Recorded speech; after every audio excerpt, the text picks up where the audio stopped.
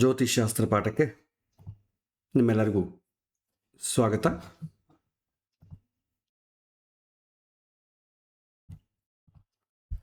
ಕಳೆದ ಬಾರಿ ವಿವಾಹ ಸ್ಥಾನಕ್ಕೆ ಸಂಬಂಧಪಟ್ಟು ಸ್ಥಾನಬಲ, ಕಾರಕ ಬಲ, ಆಧಿಪತ್ಯ ಬಲ ಇವುಗಳ ವಿಶ್ಲೇಷಣೆಯನ್ನು ನಾವು ನೋಡಿದ್ವಿ. ಇದರಲ್ಲಿ ಇನ್ನು ಆಳವಾಗಿ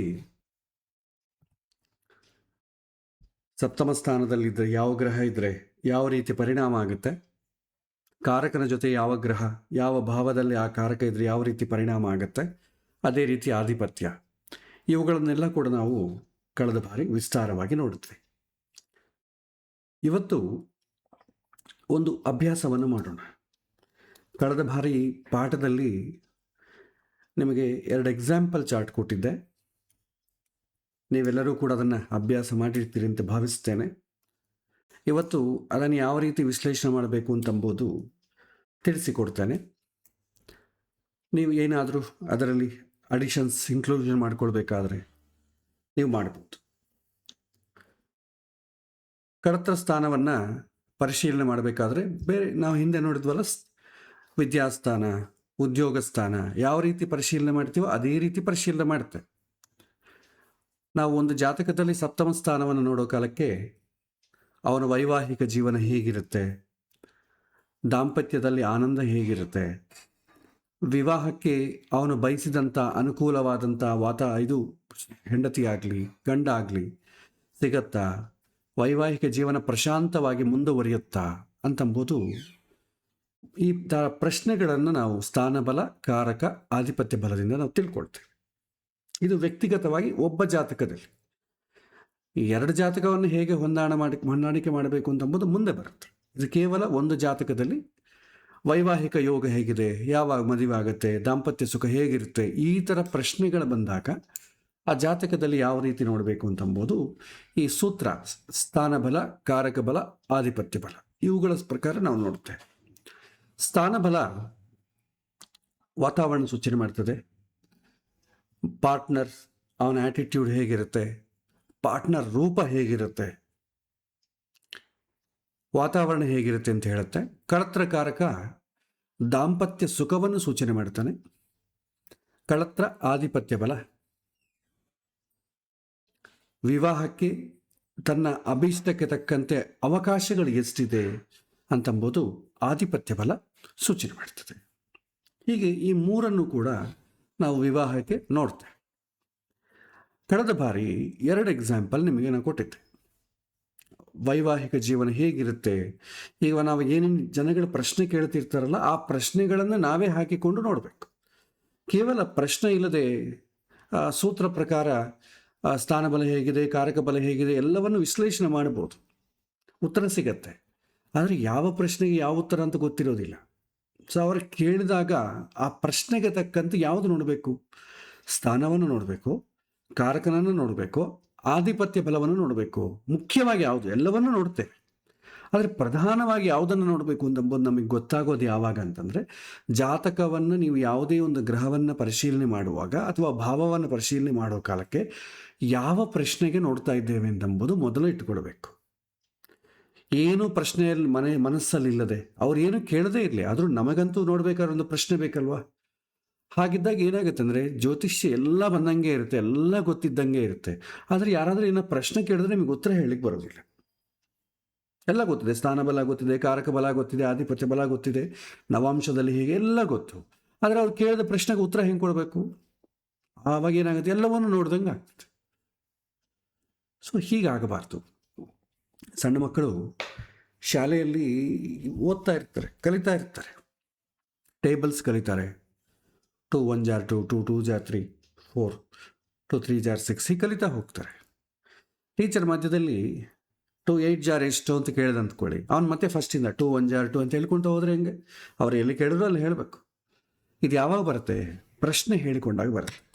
ಹಾಗಾಗಿ ಸುಮ್ಮನೆ ಬ್ಲೈಂಡಾಗಿ ನೋಡೋದು ಬೇಡ. ಯಾರಿಗೆ ಏನೇ ಜಾತಕವನ್ನು ನೋಡಲಿಕ್ಕೆ ನೀವು ಪ್ರಯತ್ನ ಮಾಡಿದಾಗ ಗ್ರಹಗಳನ್ನು ನೋಡ್ತಾ ಇದ್ದೇವೆ, ಯಾವುದಕ್ಕೆ ನೋಡ್ತಾ ಇದ್ದೇವೆ, ಅದು ಏನು ಸೂಚನೆ ಮಾಡುತ್ತೆ ಅಂತ ತಿಳ್ಕೊಂಡು ನಾವು ಮುಂದುವರಿಯೋದು ಉತ್ತಮ. ಇಲ್ಲಿ ನಾವು ಒಂದೊಂದು ಎಕ್ಸಾಂಪಲನ್ನು ನಾವು ನೋಡೋಣ. ಮೊದಲ ಎಕ್ಸಾಂಪಲ್ ನಾವು ಪ್ರಾಕ್ಟೀಸ್ ಮಾಡೋಣ. ಇದನ್ನು ಪ್ರಾಕ್ಟೀಸ್ ಮಾಡೋ ಕಾಲಕ್ಕೆ ಸ್ಥಾನಬಲ, ಕಾರಕ ಬಲ, ಆಧಿಪತ್ಯ ಬಲ ನಿಮಗೆ ಸುಲಭವಾಗಿ ಅರ್ಥ ಆಗಲಿಕ್ಕೆ ಶುಭ ಆದರೆ ಪ್ಲಸ್ ಹಾಕ್ಕೊಳ್ಳಿ, ಪಾಪ ಆದರೆ ಮೈನಸ್ ಹಾಕ್ಕೊಳ್ಳಿ. ಅದೇ ಬಲ ಆದರೆ ಪ್ಲಸ್ ಹಾಕ್ಕೊಳ್ಳಿ, ಬಲಹೀನ ಆದರೆ ಮೈನಸ್ ಹಾಕ್ಕೊಳ್ಳಿ. ಈ ರೀತಿ ಒಂದು ಪದ್ಧತಿಯನ್ನು ಹಿಂದೆ ತೋರಿಸಿಕೊಟ್ಟಿದ್ದೆ. ಅದನ್ನೇ ನೀವು ಇಲ್ಲಿ ನೋಡಬಹುದು. ನಿಮಗೊಂದು ಆ್ಯಪ್ ಕೊಟ್ಟಿದ್ದೇನೆ, ವೆಬ್ ಆ್ಯಪ್. ಸೊ ವೈಶ್ವಾನರ.com ಓಪನ್ ಮಾಡಿ, ಅದರಲ್ಲಿ ಆ್ಯಪ್ಸ್ ಅಂತಿರುತ್ತೆ, ಓಪನ್ ಮಾಡಿಕೊಳ್ಳಿ. ಅದರಲ್ಲಿ ಕೆಳಗೆ ಜಾತಕ, ದಶೆ, ಗೋಚಾರ ಅಂತಿರುತ್ತೆ, ಅದನ್ನು ಓಪನ್ ಮಾಡಿಕೊಳ್ಳಿ. ಇದು ಓಪನ್ ಆಗ್ತಿದೆ ವೆಬ್ ಆ್ಯಪ್. ಇದು ಕೇವಲ ಎಜುಕೇಷನ್ ಪರ್ಪಸ್ ಮಾತ್ರವೇ, ರಿಯಾಲಿಟಿಗೆ ವರ್ಕ್ ಆಗೋಲ್ಲ. ಯಾಕೆಂದರೆ ನಾನು ಎಲ್ಲವನ್ನು ಇನ್ಕ್ಲೂಡ್ ಮಾಡಿಲ್ಲ. ಅಸ್ತಂಗತ, ವಕ್ರಿ ಅಂತಂಬುದು ನಾನು ಇನ್ಕ್ಲೂಡ್ ಮಾಡಿಲ್ಲ. ಹಾಗಾಗಿ ದೃಷ್ಟಿಗಳ ವಿಚಾರದಲ್ಲಿ ಸ್ವಲ್ಪ ವ್ಯತ್ಯಾಸ ಕಾಣುತ್ತೆ. ಓನ್ಲಿ ಎಜುಕೇಷನ್ ಪರ್ಪಸ್ಸಿಗೆ ಮಾತ್ರವೇ ಇದನ್ನು ನೋಡಿಕೊಳ್ಳೋದು ಕ್ಷೇಮ. ಸೊ ಈಗ ನಾನು ಇದನ್ನು ಪ್ಲಸ್ಸು ಮೈನಸ್ಸು ಇದು ಹಾಕ್ಕೊಳ್ಳಿಕ್ಕೆ ಬಹಳ ಸಮಯ ತಗೊಳುತ್ತೆ. ಹಾಗಾಗಿ ನಾನು ಏನು ಮಾಡ್ತೇನೆ, ಡೈರೆಕ್ಟಾಗಿ ಇದರಲ್ಲಿ ಹಾಕ್ತೇನೆ. ನೀವು ಮ್ಯಾನ್ಯುವಲಿ ಪ್ರಾಕ್ಟೀಸ್ ಮಾಡಿ, ನೀವು ಹಾಕಿದ್ದು ಕರೆಕ್ಟೋ ಇದೆಯೋ ಇಲ್ವೋ ಅಂತಂಬುದು ಚೆಕ್ ಮಾಡಿಕೊಳ್ಳಿ. ಸೊ ಇಲ್ಲಿ ನೋಡಿ, ನಾವು ಕೊಟ್ಟಂಥ ಎಕ್ಸಾಂಪಲ್ ಜಾತಕದಲ್ಲಿ ತುಲಾ ಲಗ್ನ ಆಗಿದೆ. ಸೊ ತುಲಾ ಲಗ್ನವನ್ನು ಹಾಕ್ತೇನೆ. ನಂತರ ಯಾವ ಯಾವ ಗ್ರಹ ಯಾವ ರಾಶಿಯಲ್ಲಿದೆ. ಸೂರ್ಯ ನಿಮಗೆ ಕನ್ಯಾ ರಾಶಿಯಲ್ಲಿದ್ದಾನೆ, ಚಂದ್ರ ಮಕರ ರಾಶಿಯಲ್ಲಿದ್ದಾನೆ, ಕುಜ ಕನ್ಯಾ ರಾಶಿಯಲ್ಲಿದ್ದಾನೆ, ಬುಧ ಕನ್ಯಾ ರಾಶಿಯಲ್ಲಿದ್ದಾನೆ, ಗುರು ಆತ ಕೂಡ ಕನ್ಯಾ ರಾಶಿಯಲ್ಲಿದ್ದಾರೆ. 4 ಗ್ರಹ ಕನ್ಯಾ ರಾಶಿಯಲ್ಲಿದೆ. ಶುಕ್ರ ಸ್ವಕ್ಷೇತ್ರ ತುಲಾ ರಾಶಿಯಲ್ಲಿದ್ದಾನೆ. ಶನಿ ವೃಶ್ಚಿಕ ರಾಶಿಯಲ್ಲಿದ್ದಾನೆ. ರಾಹು ತುಲಾ ರಾಶಿಯಲ್ಲಿ ಲಗ್ನದಲ್ಲಿದ್ದಾನೆ. ಕೇತು ಮೇಷ ರಾಶಿಯಲ್ಲಿದ್ದಾನೆ. ಹೀಗೆ ಹಾಕಿಕೊಂಡಿದ್ದೆ. ಇದು ನಾವು ಹೇಗೆ ಓದಬೇಕು ಅಂತಂಬೋ ಕ್ರಮ ಕೂಡ ಇದರಲ್ಲಿ ಬಂದ್ಬಿಡ್ತದೆ ಆಟೋಮೆಟಿಕ್. ಅದರಲ್ಲಿ ಎಲ್ಲವೂ ನಮಗೆ ಮುಖ್ಯ ಬೇಕಾಗಿಲ್ಲ. ಕೇವಲ ಸಪ್ತಮ ಸ್ಥಾನಕ್ಕೆ ಸಂಬಂಧಪಟ್ಟ ಮಾತ್ರ ನಾವು ನೋಡಿದರೆ ಸಾಕು. ಸೊ ಇಲ್ಲಿ ಮೇಲೆ ಬನ್ನಿ. ಸ್ಥಾನ ಬಲ, ನಾವು ಯಾವ ಸ್ಥಾನ ನೋಡ್ತೇವೆ? ಸಪ್ತಮ ಸ್ಥಾನವನ್ನು ನೋಡ್ತೇವೆ. ಸಪ್ತಮ ಸ್ಥಾನವನ್ನು ಹಾಕಿಕೊಳ್ಳಿ.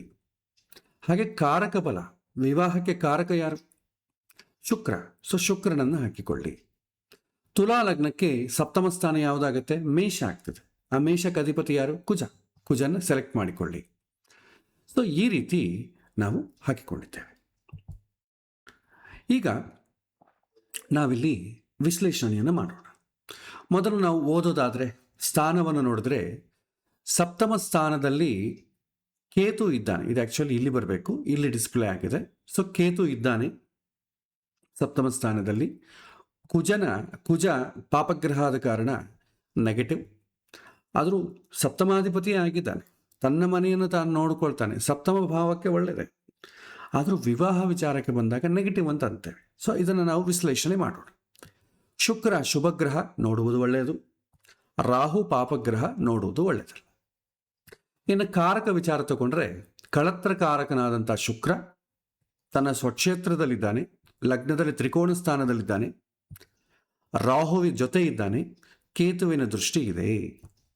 ಆಧಿಪತ್ಯ ಬಲವನ್ನು ನಾವು ಓದಿದರೆ ದ್ವಿತೀಯ ಸಪ್ತಮಾಧಿಪತಿಯಲ್ಲ, ಈಗ ನಾವು ನೋಡ್ತಾ ಇರೋದು ಮದುವೆ ಮಾತ್ರ ಅದಕ್ಕೆ ಸಪ್ತಮ ಮಾತ್ರ ತಗೊಳ್ಳಿ. ಸಪ್ತಮಾಧಿಪತಿಯಾದಂಥ ಕುಜ ದ್ವಾದಶ ಸ್ಥಾನದಲ್ಲಿ ದುಷ್ಟ ಸ್ಥಾನದಲ್ಲಿದ್ದಾನೆ, ಮೈನಸ್ ಹಾಕಿದ್ದೇನೆ. ಪಾಪಗ್ರಹ ಆದಂಥ ಸೂರ್ಯನ ಜೊತೆಗಿದ್ದೇನೆ, ಮೈನಸ್. ಶುಭಗ್ರಹ ಜೊತೆ ಇದ್ದಂಥ ಬುಧ ಶುಭಗ್ರಹ ಪ್ಲಸ್. ಶುಭಗ್ರಹ ಆದಂಥ ಗುರುವಿನ ಜೊತೆಗಿದ್ದಾನೆ, ಪ್ಲಸ್ ಆಗಿದೆ. ಯಾರ ಮನೆಯಲ್ಲಿದ್ದಾನೆ? ಅತಿಶತ್ರುವಾದಂಥ ಬುಧನ ಮನೆಯಲ್ಲಿದ್ದಾನೆ. ಹಾಗಾಗಿ he is not feeling comfortable. So ಇಷ್ಟನ್ನು ನಾವು ನೋಡುತ್ತೇವೆ. ಈಗ ನಾವು ವಿಶ್ಲೇಷಣೆಯನ್ನು ಮಾಡೋಣ. ಸೊ ವಿಶ್ಲೇಷಣೆ ನೋಡಿ, ನಾನು ಜಾತಕವನ್ನು ಇಟ್ಟುಕೊಡ್ತೇನೆ. ಸೊ ಇದು ಜಾತಕ. ತುಲಾ ಲಗ್ನ ಆಗಿದೆ. ಸಪ್ತಮ ಸ್ಥಾನ ಮೇಷ, ಸಪ್ತಮಾಧಿಪತಿ ಕುಜ, ಸಪ್ತಮ ಸ್ಥಾನದಲ್ಲಿ ಕೇತು ಗ್ರಹ ಇದೆ. ಸೊ ಇದು ಸ್ಥಾನ ಬಲ ಏನು ಸೂಚನೆ ಮಾಡ್ತದೆ? ವಾತಾವರಣ ಸೂಚನೆ ಮಾಡ್ತದೆ. ಕಾರಕ ಬಲ ದಾಂಪತ್ಯ ಸಾಮರ್ಥ್ಯವನ್ನು ಸೂಚನೆ ಮಾಡ್ತದೆ. ಆಧಿಪತ್ಯ ಬಲ ವಿವಾಹ ಯೋಗವನ್ನು ಸೂಚನೆ ಮಾಡ್ತದೆ. ಯಾವ ಸಂದರ್ಭದಲ್ಲಿ ನಾವೇ ಪ್ರಶ್ನೆ ಏನು ಹಾಕ್ಕೊಳ್ತೇವೆ, ನಾವೇನು ಯಾರು ಪ್ರಶ್ನೆ ಕೇಳದ್ರೆ ಕೂಡ ಒಂದು ಜಾತಕವನ್ನು ನೋಡಿದಾಗ ನಾವೇ ಪ್ರಶ್ನೆ ಹಾಕ್ಕೊಳ್ತೇವೆ. ಸ್ಥಾನ ಯಾವಾಗ ನೋಡಬೇಕು, ಆ ಇವನಿಗೆ ಬರುವಂಥ ಪಾರ್ಟ್ನರ್ ಅಥವಾ ಈ ಹುಡುಗಿಗೆ ಬರುವಂಥ ಪಾರ್ಟ್ನರ್ ಆಟಿಟ್ಯೂಡ್ ಹೇಗಿರುತ್ತೆ, ರೂಪ ಹೇಗಿರುತ್ತೆ. ನಿಮಗೆ ಸುಮಾರು ಶುಕ್ರ, ಚಂದ್ರ ಇವರು ತುಂಬ ಆಕರ್ಷಣೆಯನ್ನು ಮಾಡುವಂಥ ರೂಪ, ತುಂಬ ಸೌಂದರ್ಯವನ್ನು ಸೂಚನೆ ಮಾಡ್ತದೆ. ಆ ಗ್ರಹಗಳಿದ್ರೆ ತುಂಬ ಸೌಂದರ್ಯವತಿಯಾಗಿರ್ತಾರೆ, ಹ್ಯಾಂಡ್ಸಮ್ ಆಗಿರ್ತಾರೆ. ಸೂರ್ಯ ಇದ್ರೆ ತುಂಬ ಆಕರ್ಷಿತವಾದಂಥ ರೂಪ, ಎಕ್ಸ್ಟ್ರಾ ಡಾಮಿನೇಟಿಂಗ್ ಕ್ಯಾರೆಕ್ಟರ್ ಇರ್ತದೆ, ತುಂಬ ತೇಜಸ್ಸು ಇರ್ತದೆ. ಬುಧ ಇದ್ರೆ ಅವನ ಬಾಡಿ ಲ್ಯಾಂಗ್ವೇಜ್ ಎಕ್ಸಲೆಂಟ್ ಆಗಿರುತ್ತೆ. ಅದೇ ಕುಜ ಇದ್ರೆ ತುಂಬ ಎನರ್ಜೆಟಿಕ್ ಆಗಿ ತುಂಬ ಬಲವಾಗಿ ಕಾಣ್ತಾನೆ. ರಾಹು ಇದ್ರೆ ಮೋಹವನ್ನು ಉಂಟು ಮಾಡುವಂಥ ಕ್ಯಾರೆಕ್ಟರ್, ಮೋಹವನ್ನು ಉಂಟು ಮಾಡ್ತದೆ. ತುಂಬ ಆಕರ್ಷಣೆ ಅಂತಂದರೆ ನೆಗೆಟಿವ್ ಆಗಿ ಒಂದು ಆಕರ್ಷಣೆ ಒಳಗೆ ಮಾಡ್ತಾರೆ, ಆ ರೀತಿಯಾದಂಥ ಸೌಂದರ್ಯ. ಕೇತು ಆಗಲಿ ಶನಿ ಆಗಲಿ ಇದ್ದರೆ ಅಷ್ಟು ಸೌಂದರ್ಯ ಏನು ಆಕರ್ಷಣೆಯಾಗಿ ಇರುವುದಿಲ್ಲ, ಯಾರು ಇಷ್ಟಪಡಲಿಕ್ಕೆ ಅನುಕೂಲವಾದಂಥದ್ದಿಲ್ಲ. ಸೊ ಇದು ಈ ಥರ ಸೌಂದರ್ಯವನ್ನು ವರ್ಣನೆ ಮಾಡಿಕೊಳ್ತಾ ಹೋಗಬಹುದು. ಅವರ ಆಟಿಟ್ಯೂಡ್, ಅವರ ವಿವಾಹ ವಿಚಾರದಲ್ಲಿ ಪಾರ್ಟ್ನರ್ ಜೊತೆ ಅವರ ಆಟಿಟ್ಯೂಡ್ ಹೇಗಿರುತ್ತೆ ಅಂತಲೂ ನೋಡ್ಕೊಳ್ತಾ ಹೋಗ್ಬೋದು. ವೈವಾಹಿಕ ಜೀವನ ಹೇಗೆ ಸಾಫ್ಟಾಗಿ ಹೋಗುತ್ತಾ ಇಲ್ಲ ಅಂತಲೂ ಹೇಳ್ಬೋದು. ಶುಕ್ರನನ್ನು ಕಳತ್ರಕಾರಕನನ್ನು ಯಾವಾಗ ನೋಡ್ತೇವೆ, ಇವರಿಬ್ಬರು ಚೆನ್ನಾಗಿರ್ತಾರ, ಆನಂದವಾಗಿರ್ತಾರ ಅಂತ ಕೇಳ್ತಾರೆ. ವಿವಾಹದ ಉದ್ದೇಶ ಏನು ಇವತ್ತಿನ ಕಾಲದಲ್ಲಿ ನಮಗೆ ಈ ಒಂದು ಗಾಂಧರ್ವ ವಿವಾಹದಿಂದ ಪೈಶಾಚಿಕ ವಿವಾಹದವರೆಗೂ ಮುಖ್ಯ ಉದ್ದೇಶ ಕಾಮ. ಹಾಗಾಗಿ ಅವರು ಮದುವೆ ಅಂತಂಬೋ ಉದ್ದೇಶ ಯಾವುದಿರುತ್ತೋ ಅದು ಫುಲ್ಫಿಲ್ ಆಗಬೇಕು ಇಬ್ಬರಲ್ಲೂ. ಅದು ಚೆನ್ನಾಗಿರ್ಬೇಕಂದ್ರೆ ಶುಕ್ರ ಬಲವಾಗಿರಬೇಕು. ಕಳೆದ ಬಾರಿ ಕ್ಲಾಸ್ನಲ್ಲಿ ಶುಕ್ರ ಯಾವ ಗ್ರಹ ಜೊತೆ ಯಾವ ಭಾವಸ್ಥಾನದಲ್ಲಿದ್ರೆ ಏನಾಗುತ್ತೆ ಅಂತಂಬುದು ವಿಶ್ಲೇಷಣೆ ಮಾಡಿ ನಾವು ನೋಡಿದ್ದೆ. ಅದನ್ನು ಇಲ್ಲಿ ನಾವು ಎಕ್ಸ್ಪ್ಲೈನ್ ಮಾಡ್ಬೋದು. ಆಮೇಲೆ ಆಧಿಪತ್ಯ ಬಲ, ಅವನ ಡಿಸೈರ್, ಮದುವೆ ವಿಚಾರದಲ್ಲಿ ಹೀಗಿರಬೇಕು, ಹಾಗಿರಬೇಕು, ಇಂಥ ಥರ ಇರಬೇಕು, ಇಂಥ ಹುಡುಗಿ ಅಥವಾ ಹುಡುಗ ಬರಬೇಕು ಅಂತ ಏನೊಂದು ಡಿಸೈರ್ ಇರುತ್ತೆ, ಅದು ಫುಲ್ಫಿಲ್ ಆಗಬೇಕಾದ್ರೆ ಪುಣ್ಯ ಬೇಕು. ಆ ಪುಣ್ಯ ಇದೆಯಾ ಇಲ್ವಾ ಅಂತಂಬುದು ಹಬ್ಬ ಹೇಳ್ತದೆ. ಪ್ರಶ್ನೆಗಳು, ನನಗೆ ವಿವಾಹ ಆಗತ್ತಾ ಇಲ್ವಾ, ಬೇಗ ಆಗತ್ತಾ ಇಲ್ವಾ, ವಿವಾಹ ನಾನು ಅಂದುಕೊಂಡಂಥ ಹುಡುಗಿ ನಾನು ಅಂದುಕೊಂಡಂಥದ್ದು ಬರ್ತದಾ ಇಲ್ವಾ, ಓವರಾಲ್ ಲೈಫ್ ಹ್ಯಾಪಿ ಇರುತ್ತಾ ಇಲ್ವಾ, ಏನೋ ಕಷ್ಟಗಳು ಬರ್ತಾ ವಿವಾಹ ಆದಮೇಲೆ, ಇದೆಲ್ಲ ಕೂಡ ಪ್ರಶ್ನೆಗಳು ಆಧಿಪತ್ಯ ಬಲದ ಮೇಲೆ ಹೋಗುತ್ತೆ. ಈಗ ನಾವು ನೋಡ್ತಾ ಹೋಗೋಣ. ಈ ಜಾತಕದಲ್ಲಿ ಸೂತ್ರದ ಪ್ರಕಾರ ಮೂರನ್ನು ಎಕ್ಸ್ಪ್ಲೈನ್ ಮಾಡುತ್ತೆ. ಸೊ ಕಳತ್ರ ಸ್ಥಾನ ಬಲ. ಸೊ ಕಳತ್ರ ಸ್ಥಾನದಲ್ಲಿ ಯಾರಿದ್ದಾರೆ, ಕೇತು ಇದ್ದಾನೆ. ಸೊ ಕಳೆದ ಬಾರಿ ನಿಮಗೊಂದು ನೋಟ್ಸನ್ನು ಕೊಟ್ಟಿದ್ದೇನೆ, ಅದರಲ್ಲಿ ಸಪ್ತಮ ಸ್ಥಾನದಲ್ಲಿ ಕೇತು ಇದ್ರೆ ಏನಾಗುತ್ತೆ ಅಂತ ವಿಶ್ಲೇಷಣೆಯನ್ನು ಹಾಕಿಕೊಳ್ಳಬಹುದು. ಇಲ್ಲ ಸಂಕ್ಷಿಪ್ತವಾಗಿ ನೀವು ಹೇಳಬೇಕಾದ್ರೆ, ಒಂದು ಊಹೆ ಸಂಕ್ಷಿಪ್ತವಾಗಿ ಅನಲೈಸ್ ಮಾಡ್ಕೋಬೇಕಾದ್ರೆ, ಶುಭ ಗ್ರಹ ಇದೆಯಾ ಪಾಪಗ್ರಹ ಇದೆಯಾ ಅಷ್ಟು ಸಾಕು. ನೀವು ಪೂರ್ತಿ ಡೀಪಾಗಿ ಎಕ್ಸ್ಪ್ಲೈನ್ ಮಾಡಬೇಕಾದ್ರೆ ಆ ಗ್ರಹ ಏನು, ಯಾವ ಭಾವಸ್ಥಾನ ಏನು, ಆ ಶತ್ರುತ್ವ ಮಿತ್ರತ್ವ ಇದೆಲ್ಲ ಕೂಡ ನೀವು ನೋಡಬೇಕಾಗುತ್ತೆ. ಸೊ ಸಪ್ತಮ ಸ್ಥಾನದಲ್ಲಿ ಕೇತು ಇರೋದ್ರಿಂದ ಪಾಪಗ್ರಹ ಅನುಕೂಲ ಇಲ್ಲ. ಸೊ ಈ ಹುಡುಗ ಅಥವಾ ಹುಡುಗಿ, ನಾನು ಜೆಂಡರ್ ಏನು ಹೇಳಿಲ್ಲ, ಇವರಿಗೆ ಬರುವಂಥ ಪಾರ್ಟ್ನರ್ ಅಷ್ಟು ಆಕರ್ಷಣೀಯವಾಗಿ ಏನೂ ಇರಲ್ಲ, ಯಾಕಂದರೆ ಕೇತು ಇದ್ದಾನೆ. ಆದ ಕಾರಣ ಇಂಟ್ರೋವರ್ಟ್ ಆಗಿರ್ತಾರೆ. ಆಟಿಟ್ಯೂಡ್ ವಿಚಾರಕ್ಕೆ ಬಂದರೆ ಕೇತು ಶುಭಗ್ರಹ ಅಲ್ಲ, ವೈವಾಹಿಕ ಜೀವನದ ಮೇಲೆ ಆಸಕ್ತಿ ತೋರಿಸುವುದಿಲ್ಲ. ಸೊ ಹಾಗಾಗಿ ಎಕ್ಸ್ಪ್ರೆಸಿವ್ ಆಗಿರುವುದಿಲ್ಲ. ಸೊ ಈ ರೀತಿ ಅನಲೈಸ್ ಮಾಡ್ಕೊಳ್ತಾ ಬರ್ಬೋದು. ಸೊ ಕೇತು ಪ್ರಭಾವದಿಂದ ದಾಂಪತ್ಯ ಜೀವನದಲ್ಲಿ ಮನಸ್ಸಿನ ದೂರ ತುಂಬ ಅನುಭವಕ್ಕೆ ಬರುತ್ತೆ. ಜೊತೆಗೆ ಇದ್ರೂ ಕೂಡ ಒಂದು ಅಥವಾ ಪೂರ್ಣತ್ವ ಅಂತ ಅನಿಸಿಕೊಳ್ಳೋದಿಲ್ಲ. ಜೀವನ ಸಂಗಾತಿ ಇಂಟ್ರೋವರ್ಟ್ ಆಗಿ ಸಮ್ಟೈಮ್ಸ್ ಸ್ಪಿರಿಚುವಲ್ ಕಡೆಗೆ ಕೂಡ ವ್ಯಕ್ತಪಡಿಸುವಂಥ ಸ್ವಭಾವ ಆಗಿರ್ಬೋದು. ಎರಡನೇದು, ಕುಜ ರಾಹು ದೃಷ್ಟಿ ಇದ್ರೆ ಏನಾಗುತ್ತೆ, ಕುಜ ಇದ್ರೆ ಕೋಪ, ತಾಪ, ತುರ್ತು ಪ್ರಕ್ರಿಯೆ, ಎಮರ್ಜೆನ್ಸಿ ಇಂಥದ್ದೆಲ್ಲ ಸೂಚನೆ ಮಾಡ್ತದೆ ವಿವಾಹ ಜೀವನದಲ್ಲಿ. ಆದರೆ ಕುಜ ದೃಷ್ಟಿ ಚೆನ್ನಾಗಿದೆ, ದೃಷ್ಟಿ ತನ್ನ ಮನೆಯನ್ನು ತಾನು ನೋಡ್ಕೊಳ್ತಾ ಇದ್ದಾನೆ, ಒಂದು ಪಾಸಿಟಿವ್ ದೃಷ್ಟಿ ಇದೆ. ಆ ಕುಜ ಮತ್ತೆ ಬಲಹೀನವಾಗಿದ್ದಾನೆ, ಯಾಕೆಂದರೆ ಅಸ್ತಂಗತನಾಗ್ಬಿಟ್ಟಿದ್ದಾನಲ್ಲ. ಅವನ ದೃಷ್ಟಿ ಇದೆ ಒಳ್ಳೇದು, ಅವನು ಬಲವಾಗಿರಬೇಕು, ಬಲವಾಗಿದ್ದಾಗ ದೃಷ್ಟಿ ಬೇರೆ. ಸೊ ಕುಜ ಸಪ್ತಮ ಸ್ಥಾನದಲ್ಲಿದ್ದರೆ ಏನಾಗುತ್ತೋ, ದೃಷ್ಟಿ ಇದ್ರೂ ಕೂಡ ಅದರಲ್ಲಿ ಒಂದು ಅರ್ಧ ಭಾಗ ಚೆನ್ನಾಗಿರುತ್ತೆ. ಸೊ 50% ಪವರ್ ಇರುತ್ತೆ. ಸೊ ಫಸ್ಟು ಸ್ಥಾನ, ಆಮೇಲೆ ಸಂಯೋಗ, ಆಮೇಲೆ ದೃಷ್ಟಿ. ಇದಕ್ಕೊಂದು 25% ವೆಯ್ಟೇಜ್ ಕೊಡ್ತೇವೆ. ಸಂಯೋಗಕ್ಕಿಂತಲೂ ಜೊತೆಗಿರೋದಕ್ಕಿಂತಲೂ ದೃಷ್ಟಿ ಸ್ವಲ್ಪ ಕಡಿಮೆ ಇರುತ್ತೆ ಪ್ರಭಾವ. ಅವನು ಏನು ಸೂಚನೆ ಮಾಡ್ತಾನೋ ಆ ಪ್ರಭಾವ ಕಡಿಮೆ. ಸೊ ಕೋಪ ಸಂಯೋಗದಲ್ಲಿದ್ದಷ್ಟು ಇರೋದಿಲ್ಲ. ಆದ್ರೆ ತನ್ನ ಮನೆಯನ್ನು ತಾನು ನೋಡ್ಕೊಳ್ತಿದ್ದಾನೆ. ಆದ ಕಾರಣ ಇದೆಲ್ಲ ಕೂಡ ಒಂದು ಮಿತಿಯಲ್ಲೇ ಇರ್ತದೆ. ಕೋಪ ಇರುತ್ತೆ, ಆದರೆ ಏನು ತೊಂದರೆ ಆಗೋದಿಲ್ಲ. ತಾಪ, ಎಮರ್ಜೆನ್ಸಿ ಎಲ್ಲದಕ್ಕೂ ಸಡನ್ ಆಗಬೇಕು ಅಂತ ಇರ್ತಾರೆ. ಒಂದು ಎಲ್ಲಾದರೂ ಹೋಗ್ಬೇಕಾರೆ, ಯಾಕೆ ಇನ್ನಷ್ಟು ಲೇಟಾಗಿ ಬಂದರೆ, ಬೇಗ ಬಾ, ನಾನು ಹೇಳಿದಾಗ ನೀನು ಮಾಡಬೇಕು, ಈ ಥರ ಇರ್ತದೆ. ಬಟ್ ಅದು ಪಾಸಿಟಿವ್ ಆಗೇ ಇರುತ್ತೆ. ಒಂದು ವೇಳೆ ಆ ಕುಜ ಏನಾದರೂ ನೆಗೆಟಿವ್ ಆದರೆ ಇದು ನೆಗೆಟಿವ್ ಸೈಡ್ ಹೊರಟೋಗ್ತದೆ. ಆಮೇಲೆ ರಾಹು ದೃಷ್ಟಿ ಕೂಡ ಇದೆ. ಸಪ್ತಮದಲ್ಲಿ ರಾಹು ಇದ್ರೆ ಏನಾಗ್ತದೆ, ಅನುಮಾನ, ಒಂಥರ ಭ್ರಮೆ, ಕಲ್ಪಿಸಿಕೊಳ್ಳೋ ತಾವೇ, ತಪ್ಪಾಗಿ ಅರ್ಥೈಸುವುದು, ಈ ಥರ ಕ್ವಾಲಿಟೀಸನ್ನು ಸೂಚನೆ ಮಾಡ್ತದೆ. ಇದು ಕೂಡ ಕ್ಷೇಮ ಅಲ್ಲ. ಆಮೇಲೆ ಶುಕ್ರನ ದೃಷ್ಟಿ ಕೂಡ ಇದೆ. ರಾಹುವಿಂದ ಒಂದೊಂದ್ಸಲ ಸಣ್ಣ ವಿಷಯವೂ ಕೂಡ ದೊಡ್ಡ ಜಗಳ ಆಗುತ್ತೆ, ಮಿಸ್ಅಂಡರ್ಸ್ಟ್ಯಾಂಡಿಂಗ್ ಬರ್ಬೋದು. ಸೊ ಜೊತೆಗೆ ಶುಭಗ್ರಹ ಆದಂಥ ಶುಕ್ರನ ದೃಷ್ಟಿ ಕೂಡ ಇರೋದ್ರಿಂದ ಇದೊಂದು ಪಾಸಿಟಿವ್ ಫ್ಯಾಕ್ಟರ್. ಸಂಬಂಧ ಸಂಪೂರ್ಣವಾಗಿ ಕಠಿಣವಾಗದಂತೆ ತಡೆಗಟ್ಟುತ್ತದೆ, ಮಧುರತೆ ಮತ್ತು ಸಂಜಾಯಿಷಿ ಸಾಧ್ಯತೆ ಕೊಡ್ತದೆ. ಸಂತೋಷವೂ ಇರ್ತದೆ. ತಪ್ಪು ಮಾಡೋದು, ಮತ್ತೆ ಕಾಂಪ್ರಮೈಸ್ ಆಗೋದು, ಅಡ್ಜಸ್ಟ್ ಮಾಡಿಕೊಳ್ಳೋದು, ಈ ರೀತಿಯಾದಂಥ ಸ್ವಭಾವವನ್ನು ಸೂಚನೆ ಮಾಡ್ತದೆ. ಒಂದು ಶುಭಗ್ರಹ ದೃಷ್ಟಿ ಇದ್ದರೆ ಒಳ್ಳೆಯದು. ಏನಾದರೂ ತೊಂದರೆ ಇದ್ದರೂ ಕೂಡ ಅದು ಸ್ವಲ್ಪ ಪೂರ್ತಿ ಹಾಳಾಗದಂತೆ ನೋಡಿಕೊಳ್ತದೆ. ಸಪ್ತಮವನ್ನು ಶುಕ್ರ ನೋಡೋದ್ರಿಂದ ಆಕರ್ಷಣೀಯವಾಗೂ ಇರುತ್ತೆ ಆ ದೃಷ್ಟಿ. ಶುಕ್ರ ಬಲವಾಗಿ ಬೇರೆ ಇದ್ದಾನೆ, ತನ್ನ ಸ್ವಕ್ಷೇತ್ರದಲ್ಲಿದ್ದಾನೆ, ಅದು ಅನುಕೂಲ. ಸೊ ಇದು ಸ್ಥಾನ ಬಲವನ್ನು ನಾವು ಒಟ್ಟಾರೆ ಹೇಳಬೇಕಾದ್ರೆ ದೂರತ್ವ ಇದೆ ಈ ಒಂದು ಕೇತುವಿಂದ, ಕುಜ ದೃಷ್ಟಿಯಿಂದ ಜಗಳ, ರಾಹುವಿಂದ ಅನುಮಾನಗಳು ಬರಲಿಕ್ಕೂ ಸಾಧ್ಯತೆ ಇದೆ. ಆದರೆ ಶುಕ್ರ ಪ್ರಭಾವದಿಂದ ಶುಭಗ್ರಹದ ಸಂಬಂಧ ಇರೋದ್ರಿಂದ ಸಂಪೂರ್ಣ ಮುರಿಯೋದಿಲ್ಲ ಈ ಸಂಬಂಧ. ಒಂದು ಆಟಿಟ್ಯೂಡ್ ಏನಾಗುತ್ತೆ, ಪೂರ್ತಿ ಕೆಟ್ಟವನಂತ ಹೇಳಿಕ್ಕೆ ಬರಲ್ಲ, ಆದರೆ ಸ್ವಲ್ಪ ಕೆಟ್ಟ ಗುಣ ಇರುತ್ತೆ. ಹೇಳಬೇಕಾದ್ರೆ ಆವ್ರೇಜ್ ಅಂತ ಹೇಳ್ಬೋದು. ಇಲ್ಲಿ ಭಾಳಷ್ಟು ಜನ ಹೇಳ್ತಾರೆ ಒಂದು ಗ್ರಹ ಇರೋದ್ರಿಂದ ಇನ್ನೊಂದು ಗ್ರಹ ಕ್ಯಾನ್ಸಲ್ ಆಗುತ್ತೆ. ಎಲ್ಲ ಗ್ರಹಗಳ ಪ್ರಭಾವ ಇರುತ್ತೆ, ಅವರವರ ಬಲದಿಂದ ಎಷ್ಟಿದೆಯೋ ಅಷ್ಟು ವೈಟೇಜ್ ಇರುತ್ತೆ. ಆಮೇಲೆ ಇದೆಲ್ಲ ಯಾವಾಗ ಆಕ್ಟಿವೇಟ್ ಆಗುತ್ತೆ, ಗೋಚಾರದಲ್ಲಿ ಅವ್ರ ಟರ್ನ್ ಬಂದಾಗಲ್ವಾ. 3-4 ಗ್ರಹಗಳ ದೃಷ್ಟಿ ಇದ್ದರೂ ಕೂಡ ಗೋಚಾರದಲ್ಲಿ ಯಾವ ಗ್ರಹ ದಶೆ ಬರುತ್ತೋ ಆವಾಗ ಆ ಗ್ರಹ ಸೂಚನೆ ಮಾಡುವಂಥ ವಿಷಯಗಳು ಹೈಲೈಟ್ ಆಗ್ತದೆ. ಹೀಗೆ ಈಗ ಕಾರಕ ಬಲಕ್ಕೆ ಹೋಗೋಣ. ಸೊ ದಾಂಪತ್ಯ ಸುಖ ಹೇಗಿರುತ್ತೆ ಅಂತಂಬುದು ನಾವು ನೋಡಿದ್ರೆ, ಶುಕ್ರ ತನ್ನ ಸ್ವಕ್ಷೇತ್ರದಲ್ಲಿದ್ದಾನೆ, ಇದು ಒಳ್ಳೆಯದು. ಆಮೇಲೆ ತ್ರಿಕೋಣ ಸ್ಥಾನ ಆಗಿದೆ, ಅದು ಕೂಡ ಒಳ್ಳೆಯದು. ಪಾಪಗ್ರಹ ಆದಂಥ ರಾಹುವಿನ ಜೊತೆ ಇರುತ್ತಾನೆ, ಅದೊಂದು ಕ್ಲಿಷ್ಟವಾದಂಥ ವಿಚಾರ. ಸೊ ಶುಕ್ರ ಸ್ವಕ್ಷೇತ್ರದಲ್ಲಿರೋದ್ರಿಂದ ಪ್ರೀತಿಯನ್ನು ವ್ಯಕ್ತಪಡಿಸುವಂಥ ಶಕ್ತಿ ಇರುತ್ತೆ, ದಾಂಪತ್ಯ ಸುಖ ಅನುಭವಿಸುವಂಥ ಸಾಮರ್ಥ್ಯ ಇರುತ್ತೆ, ಆಕರ್ಷಣೆ, ಮಧುರತೆ, ರೊಮ್ಯಾನ್ಸ್ ತುಂಬ ಬಲವಾಗಿರುತ್ತೆ. ಮತ್ತು ರಾಹು ಕೂಡ ಸಂಯೋಗ ಆಗಿದ್ದಾನಲ್ಲ, ಸೊ ರಾಹು ಇರೋದ್ರಿಂದ ಸ್ವಲ್ಪ ಎನ್ಹ್ಯಾನ್ಸ್ ಆಗುತ್ತೆ, ತುಂಬ ಆಕರ್ಷಣೆ, ಅತಿಯಾದಂಥ ನಿರೀಕ್ಷಣೆ ಇರುತ್ತೆ. ಸೊ ಅತಿಕಾಮ, ಶುಕ್ರ ಕಾಮವನ್ನು ಸೂಚನೆ ಮಾಡಿದರೆ ರಾಹು ಅತಿಕಾಮವನ್ನು ಸೂಚನೆ ಮಾಡ್ತಾರೆ. ಅತಿಕಾಮದಿಂದ ಏನಾಗುತ್ತೆ, ಸಂತೃಪ್ತಿ ಇರೋದಿಲ್ಲ. ಆಕರ್ಷಣೆ ಅಂತಂಬೋದು ತುಂಬ ಸ್ಟ್ರಾಂಗ್ ಆಗಿರುತ್ತೆ, ಕಲ್ಪನೆಗಳು, ಫ್ಯಾಂಟಸಿ ತುಂಬ ಹೆಚ್ಚಾಗಿರುತ್ತೆ.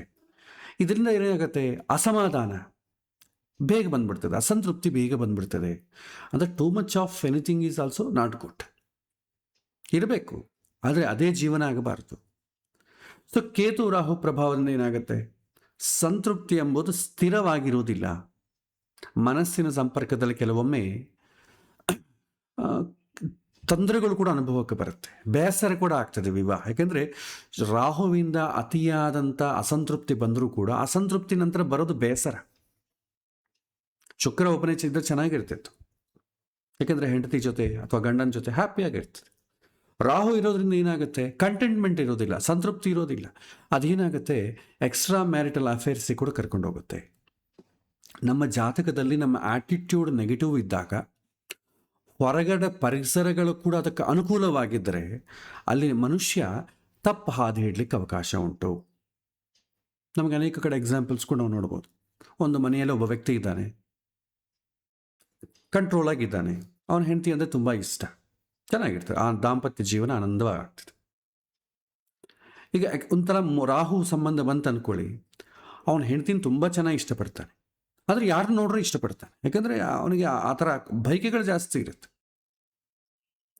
ಸೊ ಮನೆಗೆ ಕೆಲಸದವರಿದ್ದರೆ ಅವ್ರನ್ನೂ ಇಷ್ಟಪಡ್ಲಿಕ್ಕೆ ಸ್ಟಾರ್ಟ್ ಮಾಡ್ತಾನೆ, ಬಂಧು ಬಳಗ ಯಾರನ್ನ ಇದ್ದರೆ ಅವ್ರನ್ನೂ ಇಷ್ಟಪಡ್ತಾನೆ. ಆದರೆ ಅವಕಾಶ ಸಹಕಾರ ಮಾಡೋದಿಲ್ಲ, ಆದ ಕಾರಣ ಎಕ್ಸ್ಪ್ರೆಸ್ ಇರಲ್ಲ. ಒಂದು ವೇಳೆ ಅವಕಾಶ ಬಂತು ಅಂದ್ಕೊಳ್ಳಿ, ಹೆಂಡತಿಯನ್ನ ತವರು ಮನೆಗೆ ಹೋಗೋದು, ಆಫೀಸಿಗೆ ಹೋಗೋದು, ಇವರಿಬ್ಬರಿಗೂ ವಾತಾವರಣ ಚೆನ್ನಾಗಿತ್ತು ಅಂದ್ಕೊಳ್ಳಿ, ತಪ್ಪು ಹಾದಿ ಇಡ್ಲಿಕ್ಕೆ ಅವಕಾಶ ಆಗ್ತದೆ. ಅಂದರೆ ಮನಸ್ಸು ಆ ರೀತಿ ಪ್ರೇರಣೆ ಮಾಡ್ತದೆ.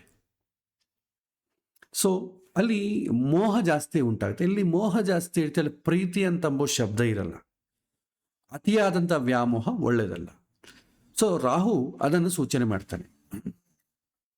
ಸೊ ಶುಕ್ರ ರಾಹು ಇದ್ದಷ್ಟು ಮಾತ್ರಕ್ಕೆ ಹಾದಿ ತಪ್ಪುತ್ತಾರೆ ಅಂತ ಹೇಳಲಿಕ್ಕೆ ಬರೋದಿಲ್ಲ. ಅದಕ್ಕೆ ಅವಕಾಶಗಳೇನಾದರೂ ಸಿಕ್ಕಿದರೆ ಮನಸ್ಸಲ್ಲಿ ಆ ಭಾವನೆ ಉಂಟಾಗ್ತದೆ.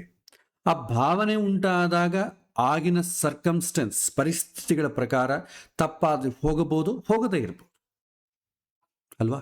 ಸೊ ಸಣ್ಣ ಮಕ್ಕಳಿಗೆ ಕೆಲವಿನ ಸಣ್ಣ ಮಗು ಇದ್ದಂದ್ಕೊಳ್ಳಿ, ನಾವು ಕಂಪ್ಯೂಟ್ರು ಅಥವಾ ಅಲ್ಲಿ ಮೊಬೈಲಲ್ಲಿ ಕೊಡೋದಿಲ್ಲ. ಅವ್ರೇನು ಕೆಟ್ಟದ್ದನ್ನು ನೋಡ್ತಾರೆ ಅಂತಲ್ಲ, ನೋಡ್ಲಿಕ್ಕೆ ಅವಕಾಶ ಉಂಟಲ್ವಾ, ಆದರೂ ಹೆದರಿಕೆ.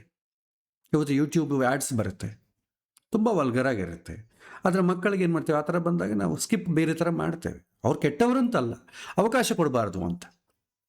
ಸೊ ಹೀಗೆ ರಾಹು ಜೊತೆ ಶುಕ್ರ ಇದ್ದಾಗ ಸ್ವಲ್ಪ ಚಾಲೆಂಜಿಂಗ್ ಆಗಿರುತ್ತೆ. ಅದು ಹೇಗಿರುತ್ತೆ ಅಂತ ಬಂದು ನಿಮಗೆ ಕಳೆದ ಪಾಠದಲ್ಲಿ ಎಕ್ಸ್ಪ್ಲೈನ್ ಮಾಡುತ್ತೆ. ಓವರಾಲ್ ನೋಡಿದ್ರೆ ಸುಖ ಅನುಭವಿಸುವಂಥ ಸಾಮರ್ಥ್ಯ ಇದೆ, ಆದರೆ ಮನಸ್ಸು ಸ್ಥಿರವಾಗಿರದಿದ್ದರೆ ಅಸಮಾಧಾನ ಬರ್ತದೆ. ಹಿ ಈಸ್ ವೆರಿ ಫಿಟ್, ಆದರೆ ತೃಪ್ತಿ ಇಲ್ಲ.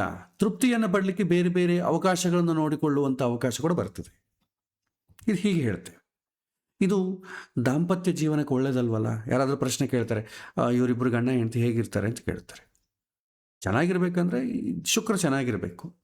ಶುಕ್ರ ಬಲಹೀನವಾಗಿದ್ರೂ ಒಳ್ಳೆಯದಲ್ಲ, ತುಂಬ ಬಲಿಷ್ಠವಾಗಿದ್ರೂ ಒಳ್ಳೆಯದಲ್ಲ.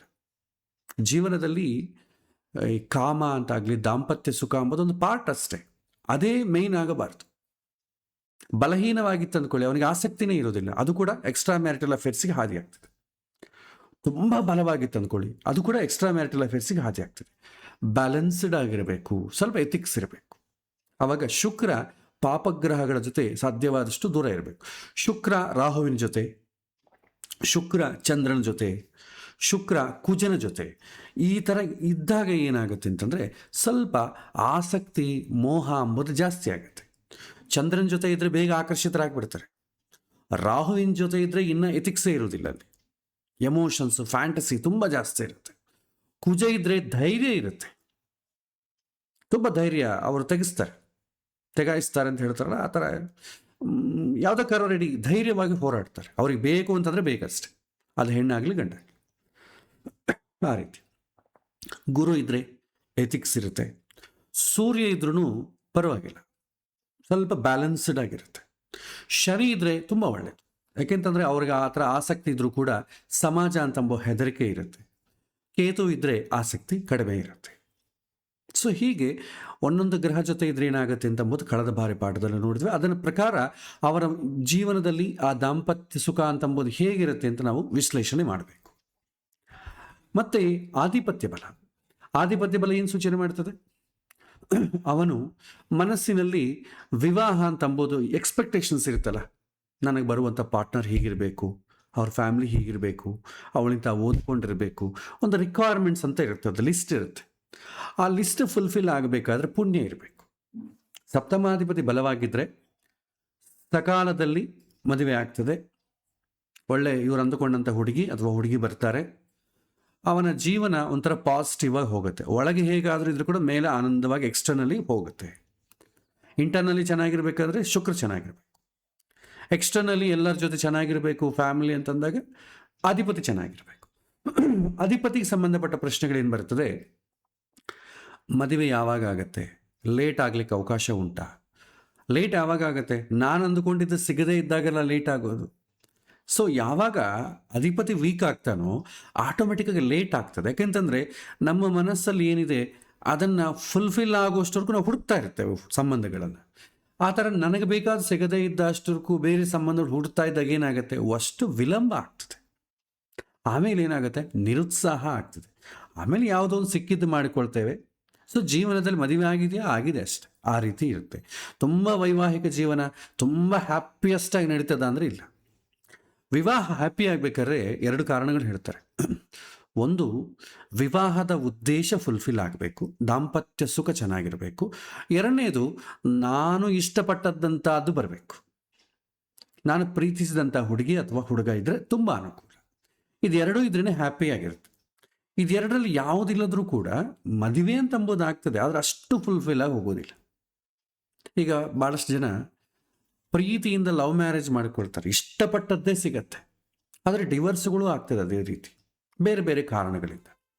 ಆದರೆ ಇಷ್ಟಪಟ್ಟದ್ದು ಬಂದಿದೆ, ಆದರೆ ಅವ್ರ ಮೈಂಡ್ಸೆಟ್ಟು ಇವ್ರ ಮೈಂಡ್ಸೆಟ್ಟು ಮ್ಯಾಚ್ ಆಗ್ತಾ ಇಲ್ಲ ಅಂದಾಗ ಆವಾಗ ಡೈವರ್ಸ್ ಆಗ್ತದೆ. ಕೆಲವೊಮ್ಮೆ ಇಷ್ಟಪಟ್ಟದ್ದು ಆಗೋದಿಲ್ಲ, ತಾನು ಲವ್ ಮಾಡಿದ್ದನ್ನು ತಂದೆ ತಾಯಿ ಒಪ್ಪೋದಿಲ್ಲ, ಪಾಪ ಅವು ಮತ್ತೆ ಕೊನೆಗೆ ನಿಮ್ಮಿಷ್ಟ, ನೀವು ಯಾರನ್ನ ಬೇಕಾದ್ರೂ ಮಾಡಿರಿ, ಅವ್ರು ಯಾವುದೋ ಒಂದು ನೋಡ್ತಾರೆ, ಮದುವೆ ಆಗ್ತದೆ. ಹಳೆ ಕಾಲದಲ್ಲಿ ಇದು ತುಂಬ ಜಾಸ್ತಿ ಇತ್ತು. ಅವ್ರು ಮದುವೆ ಮಾಡಿಬಿಡ್ತಾರೆ, ಏನೋ ಇಷ್ಟ ಇಲ್ಲ, ಆದರೂ ಬಲವಂತವಾಗಿ ಅತ್ತೆ ಮಗಳನ್ನೋ ಮಾವನ ಮಗಳನ್ನೋ ಕೊಟ್ಟು ಮದುವೆ ಮಾಡ್ತಾರೆ. ಏನು ಇಂಟ್ರೆಸ್ಟ್ ಇಲ್ಲ, ಅಯ್ಯೋ ಯಾಕೆ ಮದುವೆ ಮಾಡಿಕೊಂಡೆ, ನನಗೆ ಇಂಟ್ರೆಸ್ಟೇ ಇಲ್ಲರಿ, ನನಗೆ ಡೇ ಒನ್ನಿಂದ ಮದುವೆ, ನಮ್ಮ ಹೆಂಡತಿ ನೋಡ್ರಿ ಇಷ್ಟಿಲ್ಲ, ನನ್ನ ಗಂಡ ನೋಡ್ರಿ ಇಷ್ಟಿಲ್ಲ ಅಂತಾರೆ. ಮನೆಗೆ ನೋಡಿದ್ರೆ 3-4 ಜನ ಮಕ್ಕಳಿರ್ತಾರೆ, ಅದು ಬೇರೆ ಇದು ಬೇರೆ. ಸೊ ಇಷ್ಟ ಇದ್ದೇ ಸಂಸಾರ ಮಾಡಬೇಕು ಅಂತ ಇಲ್ಲ, ಸಂಸಾರ ಮಾಡೋರೆಲ್ಲ ಇಷ್ಟಪಡ್ತಾರೆ ಅಂತ ಅರ್ಥ. ಸೊ ಈ ರೀತಿ ಎರಡೂ ಬೇರೆ ಬೇರೆ ಇರುತ್ತೆ. ಸೊ ಎಕ್ಸ್ಟರ್ನಲ್ಲಿ ನಾವು ಎಕ್ಸ್ಪೆಕ್ಟ್ ಮಾಡೋದು ಬೇರೆ, ಇಂಟರ್ನಲ್ಲಿ ನಡೆಯೋದೇ ಬೇರೆ. ಸೊ 12ನೇ ಭಾವಾಧಿಪತಿ ಏನು ಸೂಚನೆ ಮಾಡ್ತಾನೆ ಅಂತಂದರೆ, ಸೊ ವಿವಾಹ ಸಪ್ತಮಾಧಿಪತಿಯಾದಂಥ ಕುಜ ಅಸ್ತಂಗತನಾಗಿದ್ದಾನೆ, ದುಷ್ಟಸ್ಥಾನದಲ್ಲಿದ್ದಾನೆ, ಸೂರ್ಯನ ಜೊತೆ ಇದ್ದಾನೆ, 2 ಶುಭಗ್ರಹಗಳ ಜೊತೆ ಕೂಡ ಇದ್ದಾನೆ. ಅದು ಒಂದು ಪಾಸಿಟಿವ್ ಫ್ಯಾಕ್ಟರ್.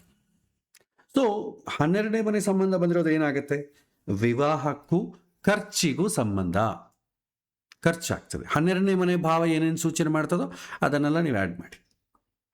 ಆಮೇಲೆ ದೂರ ಪ್ರದೇಶ, ದೂರ ಸಂಬಂಧ, ದೂರದಲ್ಲಿರುವಂಥ ಸಂಬಂಧಗಳಾಗಲಿಕ್ಕೆ ಅವಕಾಶ ಉಂಟು.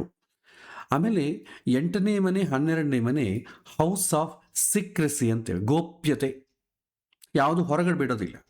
ವಿವಾಹ ವಿಚಾರದಲ್ಲಾಗಲಿ ವಿವಾಹದ ಅಭಿಪ್ರಾಯದಲ್ಲಾಗಲಿ ಎಕ್ಸ್ಪ್ರೆಸಿವ್ ಆಗಿರೋದಿಲ್ಲ, ಇದು ಸ್ವಲ್ಪ ಕೆಟ್ಟದ್ದು.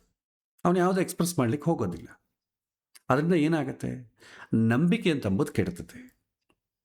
ಒಂದು ಶುಭಗ್ರಹಗಳ ಆದಂಥ ಗುರು ಬುಧನ ಜೊತೆ ಇರೋದ್ರಿಂದ ಒಂದೇನಂತಂದರೆ ಶಯ್ಯ ಸುಖ ಚೆನ್ನಾಗಿರುತ್ತೆ. 12ನೇ ಮನೆ ಬೆಡ್ ಕಂಫರ್ಟ್ಸ್, ಆ ಬೆಡ್ ಕಂಫರ್ಟ್ಸ್ ತುಂಬ ಚೆನ್ನಾಗಿರುತ್ತೆ, ಆನಂದವಾಗಿ ಸೌಖ್ಯವಾಗಿರುತ್ತೆ.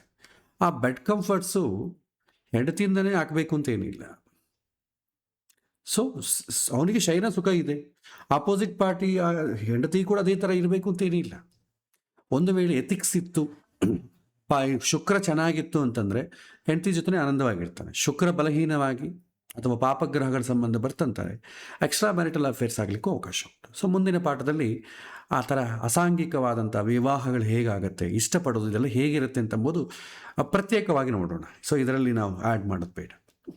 ಓವರಾಲ್ ನೋಡಿದ್ರೆ ಸಪ್ತಮಾಧಿಪತಿ ದುಷ್ಟಸ್ಥಾನದಲ್ಲಿದ್ದಾನೆ, ಬಲಹೀನವಾಗಿರೋದ್ರಿಂದ ವಿವಾಹದ ಫಲ ನೀಡುವಂಥ ಶಕ್ತಿ ಕಡಿಮೆ ಇರುತ್ತೆ. ಅಂದರೆ ಇವನು ಏನು ಅಂದ್ಕೊಂಡಿರ್ತಾನೆ, ನಂಗೆ ಇಂಥ ಹುಡುಗ ಬೇಕು, ಇಂಥ ಹುಡುಗಿ ಬೇಕು, ಅವ್ರು ಈ ಥರ ಓದಿರಬೇಕು, ಇಂತಿಂಥ ಫ್ಯಾಮಿಲಿಲಿ ಬಂದಿರಬೇಕು, ನನಗೆ ಈ ರೀತಿ ಬೆನಿಫಿಟ್ ಆಗಬೇಕು ಅಂತ ಏನೇನು ಅಂದ್ಕೊಂಡಿರ್ತಾನೋ ಅದಕ್ಕೆ ತಕ್ಕಂತೆ ಆಗದೇ ಇರ್ಬೋದು, ಯಾಕಂದರೆ ಸಪ್ತಮಾಧಿಪತಿ ಬಲಹೀನವಾಗಿದ್ದಾನೆ. ಸೊ ನಿರೀಕ್ಷಣೆ ಕೂಡ ಜಾಸ್ತಿ ಆಗೋದ್ರಿಂದ ವಿವಾಹದಲ್ಲಿ ವಿಳಂಬ ಆಗುತ್ತೆ. ಶುಭಗ್ರಹಗಳ ಸಂಬಂಧ ಇರುವುದರಿಂದ ಉಳಿಸುವಂತಹ ಪ್ರಯತ್ನ ಹೆಚ್ಚಾಗಿ, ಏನಾದರೂ ತೊಂದರೆ ಬಂದರೂ ಕೂಡ ಉಳಿತದೆ. ಯಾವುದೋ ಒಂದು ಸಂಬಂಧ ಅಂತೂ ಬರ್ತದೆ, ಪೂರ್ತಿ ಸಂಬಂಧಗಳು ಬರದೇ ಇರಲಿಕ್ಕೇನೂ ಇಲ್ಲ. ಆದರೆ ಇವನು ಇಷ್ಟಪಡುವಂಥದ್ದು ಸಿಗದೇ ಇರ್ಬೋದು.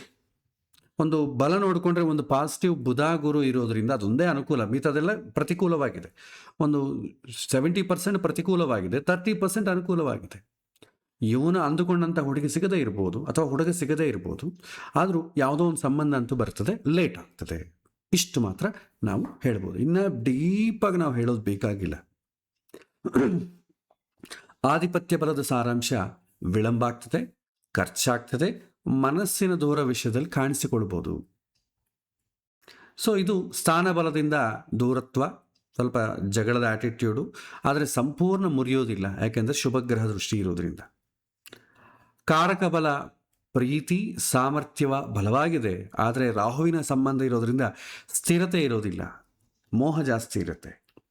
ಆಧಿಪತ್ಯ ಬಲ ವಿವಾಹ ಫಲ ದೊರಕುತ್ತೆ, ಆದರೆ ಅದು ಕಡಿಮೆ ಇರುತ್ತೆ, ವಿಳಂಬ ಆಗ್ತದೆ, ಖರ್ಚಾಗ್ತದೆ. ಸೊ ಈ ಮೂರನ್ನು ನಾವು ವಿಶ್ಲೇಷಣೆ ಮಾಡಿದ್ದೇವೆ.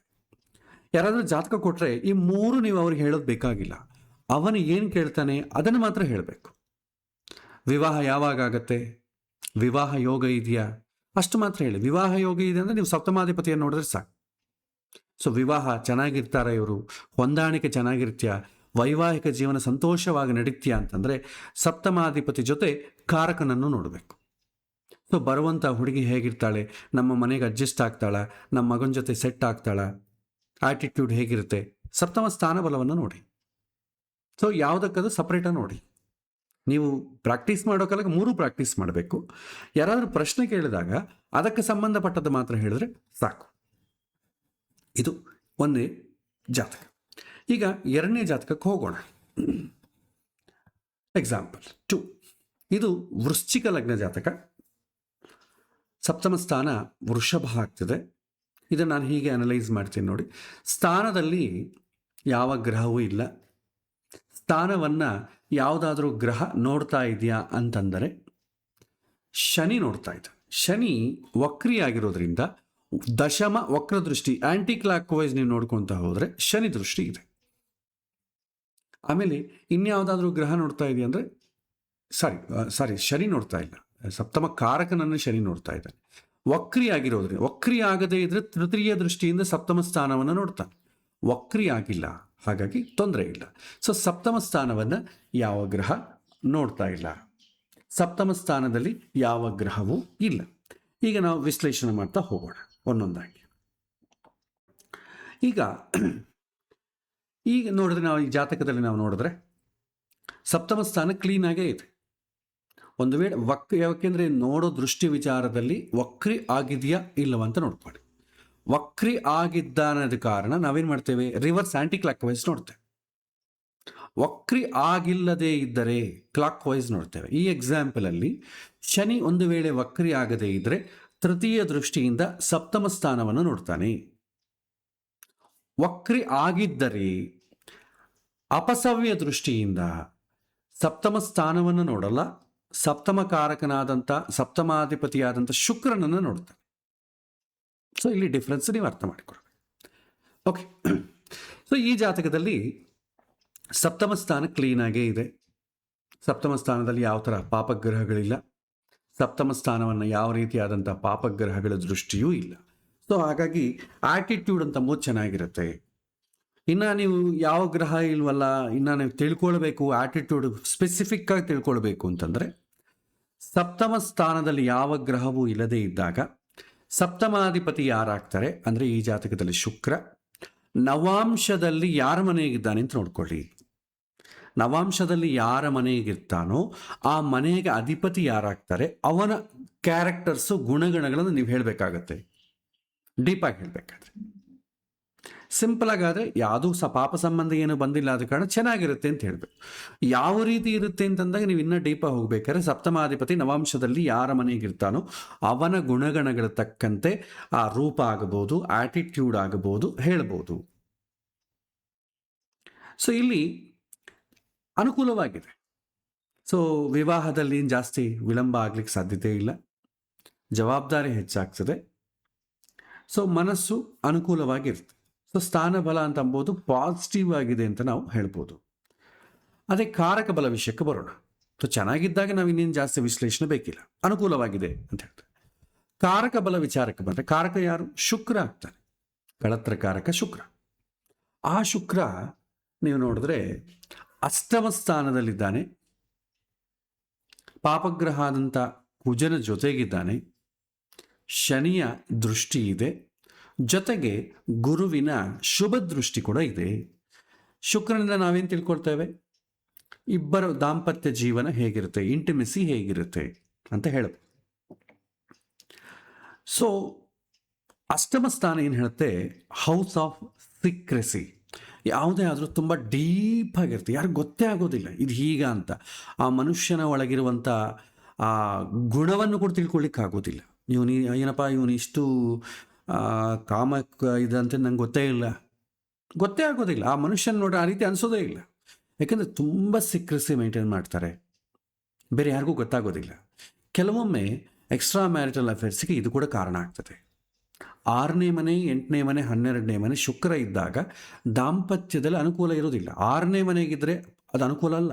ನಿಮಗೆ ಮುಂದೆ ಬಾಲಾರಿಷ್ಟ ದೋಷ ಅಂತ ಒಂದು ಟಾಪಿಕ್ ಹೇಳುತ್ತೆ. ಅದಾಗೆ ಹುಟ್ಟಿದ ಮಗುಗೆ ನಾವು ನೋಡ್ತೇವೆ 6ನೇ ಮನೆ ಶುಕ್ರ ಇದ್ದರೆ ಬಾಲಾರಿಷ್ಟ ದೋಷ ಅಂತ ಶಾಂತಿಯನ್ನು ಮಾಡಿಸಿಕೊಡ್ತೇವೆ. 6ನೇ ಮನೆ ಅಂತಂದರೆ ರೋಗಸ್ಥಾನ. ಶುಕ್ರ ರೋಗಸ್ಥಾನದಲ್ಲಿದ್ದಾಗ ಏನಾಗುತ್ತೆ, ವೈವಾಹಿಕ ಜೀವನದಲ್ಲಿ ಅಷ್ಟು ಸಂತೃಪ್ತಿಯಾಗಿರೋದಿಲ್ಲ. 8ನೇ ಮನೆಗಿದ್ದರೆ ಸೀಕ್ರೆಸಿ ಮೇಂಟೈನ್ ಮಾಡ್ತಾರೆ, ಅವನು ಹೇಗಿರ್ತಾನೆ ಅಂತಂಬುದು ಗೊತ್ತೇ ಆಗೋದಿಲ್ಲ. 12ನೇ ಮನೆಗಿದ್ದರೆ ಓವರ್ ಆಗ್ತದೆ, ಬೆಡ್ ಕಂಫರ್ಟ್ಸ್. ಆಲ್ರೆಡಿ ಸುಖದ ಮನೆಯಲ್ಲೇ ಸುಖ ಕೊಡುವಂಥ ಗ್ರಹ ಇದ್ರೆ ಏನಾಗುತ್ತೆ, ಓವರ್ ಆಗ್ತದೆ. ಅದು ಕೂಡ ಸೀಕ್ರೆಟಿ ಮೇಂಟೈನ್ ಮಾಡೋಕ್ಕೆ ಹೋಗ್ತದೆ. ಹಾಗಾಗಿ 6 × 12ರಲ್ಲಿ ಕಳತ್ರಕಾರಕ ಇರೋದು ಅಷ್ಟು ಕ್ಷೇಮ ಅಲ್ಲ. ಆದರೆ ಸ್ವಲ್ಪ ಶುಭ ಗ್ರಹಗಳ ಸಂಬಂಧ ಇದ್ದರೆ ಅನುಕೂಲ. ಅವನ ಮನಸ್ಸಿನಲ್ಲಿ ಬೇಕಾದರೆ ಆ ಥರ ಆಲೋಚನೆಗಳಿದ್ದರೂ ಕೂಡ ಸಂಸಾರ ಮುರಿಯದಂತೆ ನೋಡಿಕೊಳ್ತಾನೆ ಯಾವಾಗ ಶುಭ ಗ್ರಹ ಇದ್ದರೆ. ಅಷ್ಟಮ ಸ್ಥಾನದಲ್ಲಿ ಕಳತ್ರಕಾರಕ ಇರೋದರಿಂದ ಇದು ದಾಂಪತ್ಯ ಸುಖದ ವಿಚಾರದಲ್ಲಿ ನಾವು ಎಕ್ಸ್ಪ್ಲೈನ್ ಮಾಡೋದು. ಸೊ ಇಂಟಿಮೆಸಿ ತುಂಬ ಆಳವಾಗಿರುತ್ತೆ. ಸೊ ದಾಂಪತ್ಯ ಜೀವನ ಒಂಥರ ಜೀವನವನ್ನೇ ಬದಲಾಯಿಸುವಂಥ ಅನುಭವ ಆಗ್ತದೆ. ಸೊ ಜೀವನವನ್ನೇ ಬದಲಾಯಿಸುವಂಥ ಅನುಭವ ಹೇಗಿರುತ್ತೆ, ಅದು ಪಾಸಿಟಿವ್ ಆದರೂ ತೊಗೋಬೋದು, ನೆಗೆಟಿವ್ ಆದರೂ ತೊಗೋಬೋದು. ಕೆಲವಿನ ಜನ ಪಾಸಿಟಿವ್ ಆಗಿ ತಂದು ಆಧ್ಯಾತ್ಮಿಕದಲ್ಲಿ ತುಂಬ ಡೀಪಾಗಿ ಹೋಗ್ತಾರೆ. ಏನಾಗುತ್ತೆ, ಯಾರೋ ಒಬ್ಬ ಹುಡುಗಿಯನ್ನು ಪ್ರೀತಿ ಮಾಡ್ತಾನೆ, ಇಷ್ಟಪಡ್ತಾನೆ, ಆದರೂ ಏನೋ ಒಂದು ತೊಂದರೆ ಆಗ್ತದೆ.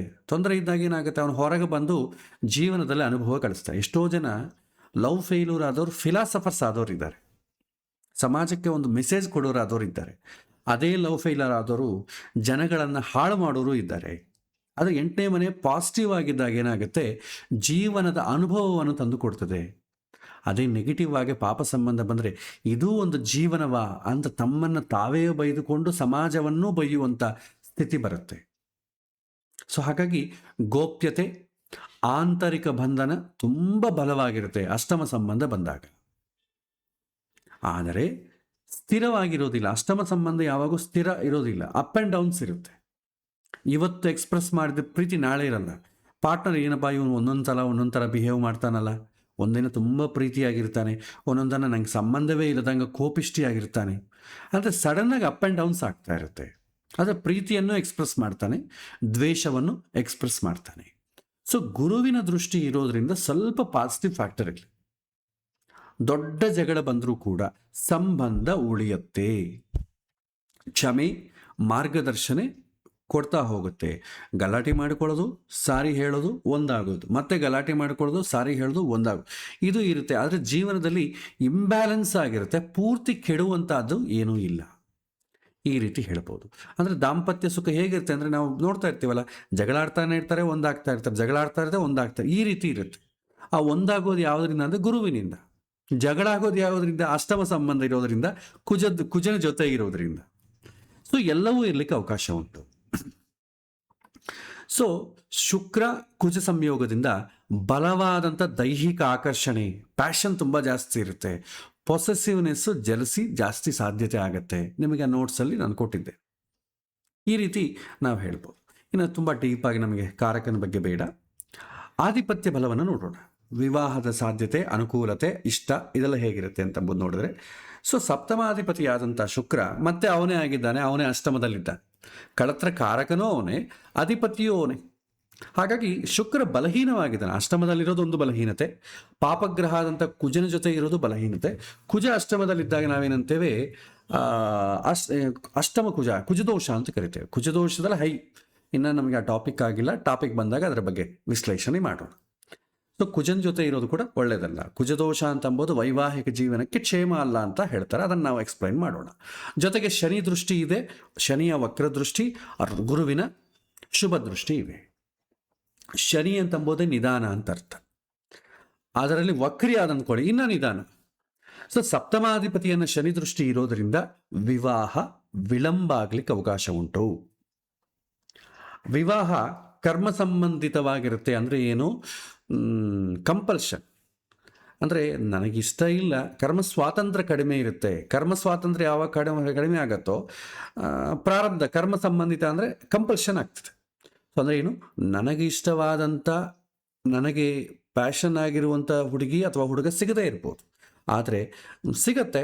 ಅದೊಂದು ಬಂಧನ ಅಂತ, ಯಾಕಪ್ಪ ಮದುವೆ ಮಾಡಿಕೊಂಡು ಬಲವಂತವಾಗಿ ಮದುವೆ ಮಾಡೋದಾಗಲಿ, ಅಷ್ಟೇ ಬಿಡಿ ಇನ್ನು ನನ್ನ ಜೀವನ ಈ ಜನ್ಮಕ್ಕೆ ಇಷ್ಟೇ ಅಂತ ಅಂದ್ಕೊಂಡು ಮುಂದುವರಿಯೋಣ, ಈ ರೀತಿಯಾದಂಥ ಭಾವನೆಗಳು ಬರುತ್ತೆ. ಸರಳ ಸುಖಕ್ಕಿಂತ ಜೀವನ ಬದಲಾವಣೆ ಮಾಡುವಂಥ ಸಂಬಂಧಗಳೇ ಜಾಸ್ತಿ ಇರುತ್ತೆ ಶನಿ ಸಂಬಂಧ ಬಂದಾಗ. ಆರಂಭದಲ್ಲಿ ತೊಂದರೆಗಳಾಗತ್ತೆ, ಆದರೆ ಸ್ಥಿರವಾಗಿರುತ್ತೆ ಆ ವಿವಾಹ ಬಂಧ. ಗುರುದೃಷ್ಟಿ ಇರೋದ್ರಿಂದ ಸೊ ವಿಭಿನ್ನವಾಗಿ ಇದ್ರೂ ಕೂಡ ಅಪಾಯಗಳಿಂದ ಕಡಿಮೆ ಮಾಡ್ತಾನೆ, ರೆಡ್ಯೂಸ್ ಆಗ್ತದೆ. ಸೊ ವಕ್ರಿ ಗ್ರಹಗಳು ನೋಡಿದ್ರೆ ಶನಿ ವಕ್ರಿ ಆಗಿದ್ದಾನ, ಆದ ಕಾರಣ ಆಲ್ರೆಡಿ ಶನಿ ವಿಳಂಬ, ಇನ್ನು ವಿಳಂಬ ಹೆಚ್ಚಾಗ್ತದೆ. ಗುರು ಕೂಡ ವಕ್ರಿಯಾಗಿದ್ದಾನೆ. ಸೊ ಒಳಗಿನಿಂದ ರಕ್ಷಣೆ ಇರುತ್ತೆ, ಧಾರ್ಮಿಕ ಬುದ್ಧಿ ಇರುತ್ತೆ, ಅದು ಎಕ್ಸ್ಪ್ರೆಸಿವ್ ಥರ ಇರದೇ ಇರ್ಬೋದು. ಈ ಜಾತಕದ ಸಾರಾಂಶವನ್ನು ನಾವು ನೋಡಿದ್ರೆ ಶನಿ ಪ್ರಭಾವ, ಸ್ಥಾನಬಲದಲ್ಲಿ ಶನಿ ಪ್ರಭಾವ ಇದೆ. ಒಂದು ನಿಮಿಷ, ಸ್ಥಾನಬಲ ಚೆನ್ನಾಗೇ ಇದೆ, ಆದ ಕಾರಣ ವಾತಾವರಣ ಚೆನ್ನಾಗಿರುತ್ತೆ, ಆಟಿಟ್ಯೂಡು ಎಲ್ಲ ಅನುಕೂಲವಾಗಿರುತ್ತೆ. ಕಾರಕ ಬಲ ಬಲಹೀನವಾಗಿರುವುದರಿಂದ, ಅಷ್ಟಮ ಸಂಬಂಧ ಬಂದಿರೋದ್ರಿಂದ ಅಪ್ ಆ್ಯಂಡ್ ಡೌನ್ ಜಾಸ್ತಿ ಇರುತ್ತೆ. ಆದರೂ ಗುರುದೃಷ್ಟಿ ಇರೋದ್ರಿಂದ ಅನುಕೂಲ. ಆಧಿಪತ್ಯ ಬಲ ಅದು ಕೂಡ ಶುಕ್ರನೇ ಆಗಿರೋದ್ರಿಂದ ಡಿಲೇ ಆಗಲಿಕ್ಕೆ ಅವಕಾಶ ಉಂಟು, ಬದಲಾವಣೆ. ಆದರೆ ಸ್ಥಿರತ್ವ ಯಾವಾಗ ಆಗತ್ತೆ, ಸ್ವಲ್ಪ ಈ ಒಂದು ಪ್ರಾರಂಭದಲ್ಲಿ ಇರೋದಿಲ್ಲ, ಒಂದು 5 ವರ್ಷ 10 ವರ್ಷ ಆಮೇಲೆ ಸ್ಥಿರವಾಗಿರುತ್ತೆ. ಒಂದು ರೀತಿಯಾದಂಥ ಕಂಪಲ್ಷನ್ ಅಂತ ಹೇಳ್ಬೋದು. ಇದು ಈ ಜಾತಕದಲ್ಲಿ ವಿಶ್ಲೇಷಣೆ. ಸೊ 2 ಜಾತಕದಲ್ಲೂ ನೋಡಿದ್ರೆ ನಮಗೆ ಕಾಮನ್ ಪಾಯಿಂಟ್ ಅಂದರೆ ಶುಕ್ರ ಬಲಹೀನವಾಗಿದ್ದಾನೆ. ಯಾವಾಗ ಶುಕ್ರ ಬಲಹೀನ ಆಗ್ತಾನೋ ಅಥವಾ ತುಂಬ ಬಲ ಆಗ್ತಾನೋ, ಇದರಲ್ಲಿ ನೋಡಿ ಈ ಜಾತಕದಲ್ಲಿ ಬಲ ಅಂತ ಹೇಳ್ಬೋದು ಅಂತಂದರೆ ಅಷ್ಟಮ ಸಂಬಂಧ ಬಂದಿದೆ. ಬಲ ಆದರೂ ಬಲಹೀನವಾದರೂ ಮ್ಯಾರಿಟಲ್ ಲೈಫಲ್ಲಿ ಅಷ್ಟು ಸಾಫ್ಟಾಗಿ ಹೋಗೋದಿಲ್ಲ. ಅವರು ಅಫೇರ್ಸ್ ಇಟ್ಟುಕೊಳ್ಳದೇ ಇರ್ಬೋದು, ಆದರೆ ಒಬ್ಬರ ಮೇಲೊಬ್ಬರಿಗೆ ನಂಬಿಕೆ ಅಂತೂ ಕಳ್ಕೊಳ್ತಾರೆ. ಸೊ ಇದು ಪ್ರತಿಕೂಲವಾದಂಥ ವಾತಾವರಣ. ಅದಕ್ಕೆ ಇದರಿಂದ ನಾವು ತಿಳ್ಕೊಳ್ಬೇಕಾದ್ದೇನಂತಂದರೆ, ವೈವಾಹಿಕ ಜೀವನ ಸಂತೋಷವಾಗಿ ಇರಬೇಕು ಅಂತಂದರೆ ಈಗಿನ ಕಾಲದಲ್ಲಿ ಶುಕ್ರ ಪಾಪ ಸಂಬಂಧ ಇರಬಾರದು. ಒಂದು ವೇಳೆ ಇತ್ತು ಅಂತಂದ್ರೂ ಕೂಡ ಶುಭಗ್ರಹಗಳ ಸಂಬಂಧ ಇದ್ದರೆ ಸರ್ವೈವ್ ಆಗತ್ತೆ, ಕಷ್ಟಗಳು ಬರುತ್ತೆ, ಸರ್ವೈವ್ ಆಗತ್ತೆ. ನಮಗೆ ಸರ್ವೈವ್ ಆಗಬೇಕಂದ್ರೆ ಎಲ್ಲರೂ ಕೂಡ ಮದುವೆ ಮಾಡಿಕೊಂಡು ಸಂತೋಷವಾಗಿರೋರು ಯಾರೂ ಇಲ್ಲ. ಪ್ರತಿಯೊಬ್ಬರ ಜೀವನದಲ್ಲಿ ಕಷ್ಟ ಅಂತ ಅಂಬೋದಿದೆ, ಆದರೂ ಕೂಡ ಅದನ್ನು ಅಡ್ಜಸ್ಟ್ ಮಾಡಿಕೊಳ್ತಾ ಮುಂದುವರಿಬೇಕು. ಸೊ ಶುಭಗ್ರಹ ಸಂಬಂಧ ಇದ್ದರೆ ಒಳ್ಳೆಯದು. ಶುಭಗ್ರಹ ಸಂಬಂಧ ಇಲ್ಲದೆ ಒಂದು ವೇಳೆ ಶುಕ್ರ ನೆಗೆಟಿವ್ ಆಗಿ ಏನಾದರೂ ಬಲಹೀನವಾಗಲಿ ತುಂಬ ಬಲಿಷ್ಠವಾಗಿ ಪಾಪಗ್ರಹಗಳ ಜೊತೆ ಇದ್ದರೆ ಆವಾಗ ಸ್ವಲ್ಪ ಆಲೋಚನೆ ಮಾಡಬೇಕು. ಯಾವಾಗ ಹೊಂದಾಣಿಕೆ ಮಾಡೋ ವಿಚಾರದಲ್ಲಿ. ಇಲ್ಲಿ ನಮಗೇನು ಹೊಂದಾಣಿಕೆ ಇಲ್ಲ, ಸುಮ್ಮನೆ ಜಾತಕ ಹೇಗಿದೆ ಅಂತ ಹೇಳ್ತಾರೆ, ನಾವು ಅವನಿಗೆ ಹೇಳೋ ಕೆಲಸ ಇಲ್ಲ. ಅದೇ ರೀತಿ ಅಧಿಪತಿ ವಿಷಯಕ್ಕೆ ಬಂದಾಗ ಅಧಿಪತಿ ಕೂಡ ಬಲವಾಗಿದ್ದು ಶುಭವಾಗಿದ್ದರೆ ಸಕಾಲದಲ್ಲಿ ಮದುವೆ ಆಗುತ್ತೆ, ಅವನು ಏನು ಇಷ್ಟಪಡ್ತಾನೋ ಅದೇ ಸಿಗತ್ತೆ, ಅನುಕೂಲವಾಗುತ್ತೆ. ಅದೇ ಸಪ್ತಮಾಧಿಪತಿ ಬಲಹೀನವಾಗಿದ್ದ ಅಂತ ಅಂದುಕೊಳ್ಳಿ, ಅವಾಗೇನಾಗುತ್ತೆ, ವಿವಾಹ ವಿಳಂಬ ಆಗ್ತದೆ. ವಿವಾಹದಲ್ಲಿ ಇಷ್ಟಪೂರ್ವಕವಾದಂಥ ವಿವಾಹ ತನಗಿಷ್ಟ ಇರೋದಿಲ್ಲ, ಯಾಕೆಂದರೆ ತನ್ನ ರಿಕ್ವೈರ್ಮೆಂಟ್ ಪ್ರಕಾರ ಇಲ್ವಲ್ಲ. ಆದರೆ ವಿವಾಹ ಆಗುತ್ತೆ, ಮತ್ತು ಸಂತಾನದೆಲ್ಲ ಕೂಡ ಆಗುವಂಥದ್ದಿದೆ ಇರುತ್ತೆ. ಆದರೆ ತಾನು ಇಷ್ಟಪಟ್ಟಂಥ, ತಾನು ಕಾಲೇಜಲ್ಲಿ ಇಷ್ಟಪಟ್ಟಂಥ ಹುಡುಗಿ ಜೊತೆ ಮದುವೆ ಆಗಿಲ್ಲ ಅಂತ ಕೊರಗು ಇರುತ್ತೆ. ಆದರೆ ಮದುವೆ ಆದರೂ ಚೆನ್ನಾಗೇ ಇರ್ತಾರೆ. ಎಲ್ಲೋ ಒಂದು ಕಡೆ ಸಣ್ಣ ಕೊರಗು, ಕಂಪ್ಯಾರಿಸನ್ ಮಾಡ್ಕೊಳ್ಳೋ ಕಾಲಕ್ಕೆ ಬೇರೆ ಹೊರಗಡೆ ಹೋದಾಗ ಆನಂದವಾಗಿದ್ದಾಗ ನೋಡಿದಾಗ ಬೇರೆ ಕಪಲನ್ನು ನಮಗೆಲ್ಲೋ ಒಂದು ಕಡೆ ನನಗೂ ಹೀಗಿದು ಚೆನ್ನಾಗಿತ್ತಲ್ಲ, ಒಂದು ಕ್ಷಣ ಹಂಗಾಗುತ್ತೆ. ಅದು ಒಮ್ಮೊಮ್ಮೆ ಏನಾಗುತ್ತೆ, ದೂರ ಜಾಸ್ತಿ ಆಗುತ್ತೆ. ಸೊ ಗಂಡ ಏನು ಮಾಡ್ತಾರೆ, ಎಂದೂ ಹೆಂಡತಿಯನ್ನು ಇಂಪ್ರೆಸ್ ಮಾಡೋ ರೀತಿಯಲ್ಲಿ ಯಾರೂ ಇರಲ್ಲ. ಲವ್ ಮಾಡೋ ಕಾಲಕ್ಕೆ ಇರ್ತಾರೆ, ಮದುವೆ ಆದಮೇಲೆ ದಿನ ಅವ್ರವ್ರ ಜೀವನ ನಡೆಸಬೇಕು, ಮಕ್ಕಳ ಓದು ನೋಡಬೇಕು, ಮನೆ ನಡಿಬೇಕು, ಅಪ್ಪ ಅಮ್ಮನ ನೋಡ್ಕೊಳ್ಬೇಕು, ಸಂಪಾದನೆಗೆ ಇರಬೇಕು. ಅವ್ರು ಪ್ರತಿಯೊಂದು ಕ್ಷಣ ಇವನ್ನ ಹೆಂಡ್ತಿನ ಇಂಪ್ರೆಸ್ ಮಾಡ್ಲಿಕ್ಕೆ ಆಗೋದಿಲ್ಲ. ಆ ಇಂಪ್ರೆಸ್ ಮಾಡದೇ ಇದ್ದಾಗ ಏನಾಗುತ್ತೆ, ಇವರಿಗೆ ಹಳೆ ಜ್ಞಾಪಕಗಳು ನೆನಪಾಗುತ್ತೆ. ಅವನನ್ನು ಮದುವೆ ಮಾಡಿಕೊಂಡ್ರೆ ಚೆನ್ನಾಗಿತ್ತು, ಅವಳನ್ನು ಮದುವೆ ಮಾಡಿಕೊಂಡು ಚೆನ್ನಾಗಿತ್ತು, ನನ್ನ ಜೀವನ ಹಿಂಗಾಯ್ತಲ್ಲ. ಆದರೆ ಎಲ್ಲ ಸುಖವೂ ಅದೆಲ್ಲ ಇರುತ್ತೆ, ಮಕ್ಕಳಾಗಿರ್ತಾರೆ, ಎಲ್ಲ ಆಗಿರ್ತಾರೆ, ಆದರೂ ಅವರಿಗೆ ಬೇಕಾದಾಗಿಲ್ವಲ್ಲ ಅಂತಂಬೋದು ಆಗ್ತದೆ. ಇದು ಹಾಗೇ ಜಾಸ್ತಿ ಅದನ್ನೇ ಫೋಕಸ್ ಮಾಡ್ತಾ ಮಾಡ್ತಾ ಮಾಡ್ತಾ ಏನಾಗುತ್ತೆ, ಬಲಹೀನವಾದಂಥ ಕ್ಷಣ ಬಂದಾಗ, ಜಾತಕದಲ್ಲಿ ರಾಹುವಿಗೆ ಸಂಬಂಧಪಟ್ಟ ದಶೆ ಬಂದಾಗ, ಗೋಚಾರದಲ್ಲಿ ಸಪ್ತಮದಲ್ಲಿ ರಾಹು ಆಗಲಿ ಶುಕ್ರ ಆಗಲಿ ಈ ಥರ ಬಂದಾಗ ಅವ್ರೇನಾಗ್ತಾರೆ, ಸ್ವಲ್ಪ ಹೆಜ್ಜೆ ಹೊರಗಿಡ್ಲಿಕ್ಕೆ ಪ್ರಯತ್ನ ಮಾಡ್ತಾರೆ, ಅವಕಾಶ ಬಂದ್ಬಿಡ್ತದೆ ಅವಾಗ. ಸೊ ಇದು ಅವರವರ ಸರ್ಕಮ್ಸ್ಟೆನ್ಸು, ಫ್ಯಾಮಿಲಿ ವ್ಯಾಲ್ಯೂಸು ಇದರ ಮೇಲೆ ಹೋಗುತ್ತೆ. ಅದಕ್ಕೆ ಹಿಂದಿನ ಕಾಲ ಏನಂತಾರೆ, ಸ್ವಲ್ಪ ಫ್ಯಾಮಿಲಿ ಆಧ್ಯಾತ್ಮಿಕವಾಗಿ ಸ್ಪಿರಿಚುವಲ್ ಆಗಿ ಯಾಕಿರಬೇಕು ಅಂತ ಅಂತಾರೆ ಅಂತಂದರೆ, ಎಲ್ಲೋ ಒಂದು ಕಡೆ ಮನಸ್ಸಲ್ಲಿ ಕೆಟ್ಟ ಭಾವನೆ, ಕೆಟ್ಟ ಆಲೋಚನೆ ಮಾಡಿ ಹೋಗಬೇಕು ಅಂತ ಅಂದಾಗ ಏನಾಗುತ್ತೆ ಅಂದರೆ, ಈ ವ್ಯಾಲ್ಯೂಸು ಇದು ಭಗವಂತ ಇಷ್ಟಪಡೋದಿಲ್ಲ, ನಮ್ಮ ಅಪ್ಪ ಅಮ್ಮ ಇಷ್ಟಪಡೋದಿಲ್ಲ, ಸಮಾಜದಲ್ಲಿ ನಾವು ವಿಲನ್ ಆಗಬಾರ್ದು, ಎಲ್ಲೋ ಒಂದು ಕಡೆ ಸ್ಟಾಪ್ ಮಾಡ್ತದೆ. ಆ ಸ್ಟಾಪ್ ಮಾಡಲಿಲ್ಲ ಅಂತಂದರೆ ಕೆಟ್ಟ ಕೆಲಸ ಮಾಡಲಿಕ್ಕೆ ಅವಕಾಶ ಆಗ್ತದೆ. ಜೀವನ ಪರ್ಯಂತ ದುಃಖ ಪಡ್ತಾ ಇರಬೇಕಾಗತ್ತೆ. ನಾವು ದುಃಖ ಪಡಬೇಕು, ನಮ್ಮ ಜೊತೆಗಿದ್ದವ್ರನ್ನು ಕೂಡ ಜೀವನ ಪರ್ಯಂತ ದುಃಖ ಪಡಿಸ್ಬೇಕಾಗತ್ತೆ. ನಂಬಿಕೆ ಅಂತ ಕಳ್ಕೊಳ್ತೇವೆ. ಆ ನಂಬಿಕೆ ಹೋದರೆ ಮತ್ತೆ ವೈವಾಹಿಕ ಜೀವನಕ್ಕೆ ಅರ್ಥವೇ ಇರೋದಿಲ್ಲ. ಸೊ ಈ ರೀತಿ ನಾವು ಹೇಳ್ಬೋದು. ಹಾಗಾಗಿ ಜಾತಕ ಚೆನ್ನಾಗಿರಬೇಕು ಅಂತಂದರೆ ಸಪ್ತಮಾಧಿಪತಿ ಚೆನ್ನಾಗಿರಬೇಕು. ಒಂದು ವೇಳೆ ಬಲಹೀನವಾಗಿದ್ರೂ ಕೂಡ ಶುಭ ಗ್ರಹಗಳ ಸಂಬಂಧ ಬರಬೇಕು, ಆವಾಗ ಸರ್ವೈವ್ ಆಗುತ್ತೆ. ಕಳತ್ರ ಕಾರಕನೂ ಅಷ್ಟೇ, ಶುಭವಾಗಿ ಶುಕ್ರ ಅಂತ ಅಂಬೋದು ಶುಭ ಆಗಿರಬೇಕು, ಬಲವಾಗಿರಬೇಕು. ಓವರ್ ಆಗಿ ಬಲವಾಗಿರೋದಂದ್ರೆ ಏನು? ರಾಹು ಜೊತೆಗಿದ್ರು ಅಥವಾ ಕುಜನ ಜೊತೆಗಿದ್ರು, ಚಂದ್ರನ ಜೊತೆಗಿದ್ರು ತುಂಬ ಇಂಪ್ರೆಸಿವ್ ಆಗಿರುತ್ತೆ, ಅದು ಒಳ್ಳೆಯದಲ್ಲ. ಇವಾಗ ನನ್ನ ಹೆಂಡತಿ ಆಗಲಿ ಗಂಡ ಆಗಲಿ ನನಗೆ ಮಾತ್ರವೇ ಸೌಂದರ್ಯವಾಗಿ ಕಾಣಬೇಕು. ಅದೇ ಎಲ್ಲರಿಗೂ ಸೌಂದರ್ಯವಾಗಿ ಕಾಣಿದ್ರೆ ಏನಾದ್ರು ಒಬ್ಬೊಬ್ಬರ ಮನಸ್ಸಲ್ಲೂ ಒಂದೊಂದು ಥರ ಇರುತ್ತೆ, ಅದು ಕಷ್ಟ, ಅದು ಕ್ಷೇಮ ಅಲ್ಲ ಅಂತಂಬೋದು ಇಲ್ಲಿ ಉತ್ತರ. ಸೊ ಹೀಗೆ ನಾವು ಜಾತಕವನ್ನು ಅನಲೈಸ್ ಮಾಡುವಂಥ ಪದ್ಧತಿಯನ್ನು ನೋಡ್ಬೋದು. ನಿಮಗೆ ಕಳೆದ ಬಾರಿ ಪಾಠದಲ್ಲಿ ಹಿಂದಿನ ಕ್ಲಾಸ್ಗಳಲ್ಲಿ ನಿಮಗೆ ಪ್ರಶ್ನೆಗಳಿಗೆ ಒಂದು ಡಾಕ್ಯುಮೆಂಟನ್ನು ಕೊಟ್ಟಿದ್ದೆ. ವಿವಾಹಕ್ಕೆ ಸಂಬಂಧಪಟ್ಟ ಎಕ್ಸ್ಟ್ರೀಮ್ ಪ್ರಶ್ನೆಗಳು ಏನಾಗಿರ್ಬೋದು, ಇದೊಂದು ಡಾಕ್ಯುಮೆಂಟ್ PDF ಫಾರ್ಮ್ಯಾಟ್ ನಿಮಗೆ ಕೊಟ್ಟಿದ್ದೇನೆ, ಅದನ್ನು ನೋಡಿಕೊಳ್ಳಿ. ಅದನ್ನು ನೋಡಿಕೊಂಡು ಆ ಪ್ರಶ್ನೆಗಳನ್ನು ಓದಿ ಜಾತಕದಲ್ಲಿ ಯಾವುದನ್ನು ನೋಡಬೇಕು ಅಂತಂಬುದನ್ನು ನೀವು ಪ್ರಾಕ್ಟೀಸ್ ಮಾಡಬೇಕು. ಇದರಲ್ಲಿ ಎಲ್ಲ ಪ್ರಶ್ನೆಗಳನ್ನು ಕೊಟ್ಟಿದ್ದೇನೆ. ನಾನು ಹೇಳೋದು ಇನ್ನಷ್ಟು ಕಡಿಮೆ, ಜಾಸ್ತಿಯನ್ನು ಡೀಪಾಗಿ ಹೇಳಿಲ್ಲ. ಆದರೂ ಅದನ್ನು ಹೇಗೆ ಮಾಡಬೇಕು ಅಂತಂಬಂದು ನೋಡಿ. ಈಗ ನೋಡಿ, ವಿವಾಹ ಯೋಗ ಸಮಯ, ನನಗೆ ಮದುವೆ ಯಾಕೆ ವಿಳಂಬ ಆಗ್ತಾ ಇದೆ, ಲೇಟ್ ಯಾಕೆ ಆಗ್ತಾ ಇದೆ? ಸಪ್ತಮಾಧಿಪತಿ ಬಲಹೀನವಾಗಿದ್ದಾಗ ಲೇಟ್ ಆಗ್ತದೆ. ಸೊ ಇದಕ್ಕೆ ಯಾವ್ದು ನೋಡಬೇಕು? ಸಪ್ತಮಾಧಿಪತಿಯನ್ನು ನೋಡಬೇಕು. ಕೆಲವೊಮ್ಮೆ ಸಪ್ತಮಾಧಿಪತಿ ಚೆನ್ನಾಗಿದ್ರು ಕೂಡ ಆ ಟೈಮ್ ಬರಬೇಕಲ್ಲ, ಗೋಚಾರದಲ್ಲಿ ದಶೆಯಲ್ಲಿ ಆ ಟೈಮ್ ಬರಬೇಕಲ್ಲ. ಸೊ ದಶೆ ಗೋಚಾರ ಎಲ್ಲೋ ಒಂದು ಕಡೆ ಬಂದೇ ಬರುತ್ತೆ, ಸೂಕ್ಷ್ಮ ದಶೆಯೋ ಪ್ರಾಣದಶೆಯೋ ಪ್ರತ್ಯಂತರ ದಶೆಯಲ್ಲೋ ಬರುತ್ತೆ.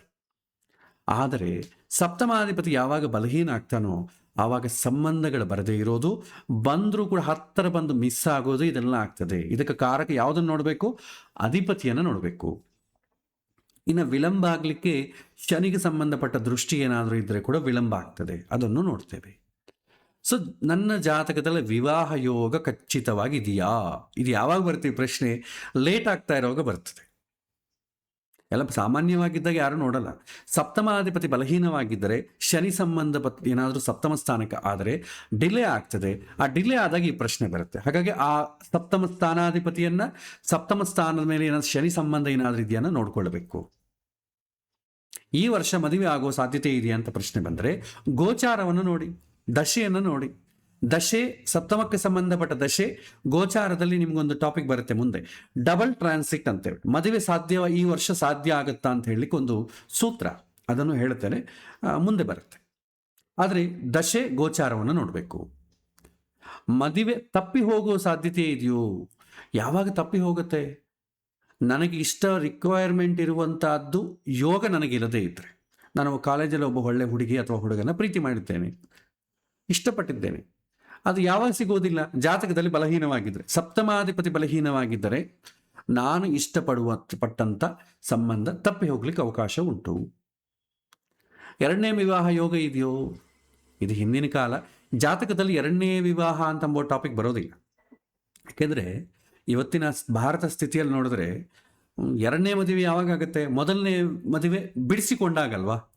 ಮೊದಲನೇ ಮದುವೆ ಇದ್ದಾಗೆ ಎರಡನೇ ಮದುವೆ ಅಂತಂದರೆ ನೀವು ಸಪ್ತಮದಿಂದ ಸಪ್ತಮ ಸ್ಥಾನ ನೋಡ್ಬೋದು. ಈಗ ಇಬ್ಬರು ಮಕ್ಕಳಿರ್ತಾರೆ ಒಬ್ಬ ತಂದೆಗೆ. ಮೊದಲನೇ ಮಗ ಹೇಗಿದ್ದಾನೆ ಅಂತಂದರೆ ನಾವೇನು ಮಾಡ್ತೇವೆ? ಪಂಚಮ ಸ್ಥಾನವನ್ನು ನೋಡ್ತೇವೆ.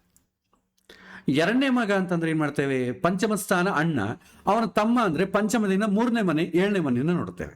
ಅಂದರೆ ದೊಡ್ಡ ಮಗನೂ ಇದ್ದಾನೆ, ಚಿಕ್ಕ ಮಗನೂ ಇದ್ದಾನೆ. ಇಬ್ಬರು ಮಕ್ಕಳೆಲ್ಲ ಒಬ್ಬನು ತೀರ್ಕೊಂಡಿದ್ದಾನೆ, ಇರೋದು ಒಬ್ಬನೇ ಮಗ. ಈಗ ಹೆಂಗೆ ನೋಡಬೇಕು? ಪಂಚಮ ಸ್ಥಾನವನ್ನೇ ನೋಡ್ತೇವೆ, ಮತ್ತೆ ಸಪ್ತಮ ಸ್ಥಾನ ನೋಡೋದು ಬೇಕಾಗಿಲ್ಲ. ವಿವಾಹದಲ್ಲಿ ಏನಂದರೆ ಪಂಚಮ ಸ್ಥಾನ, ನಾವು ಸಪ್ತಮ ಸ್ಥಾನ ನೋಡ್ತೇವೆ. ಎರಡನೇ ಹೆಂಡತಿ ಅಂದರೆ ಆಲ್ರೆಡಿ ಮೊದಲನೇ ಹೆಂಡತಿ ಇದ್ದಾಗ ಅವಾಗ ಎರಡನೇ ಹೆಂಡತಿ ಆಗ್ತಾಳೆ. ಮೊದಲನೇ ಹೆಂಡತಿ ಬಿಟ್ಟು ಹೋಯ್ತು ಅಂದ್ಕೊಳ್ಳಿ, ಸಮಾಜದಲ್ಲಿ ಹೇಳ್ಕೊಳ್ಳಿಕ್ಕೆ ಎರಡನೇ ಮದುವೆ ಅಂತ ಅಂತೀವಾಗಲಿ, ಎರಡನೇ ಹೆಂಡತಿ ಆಗೋದಿಲ್ಲ.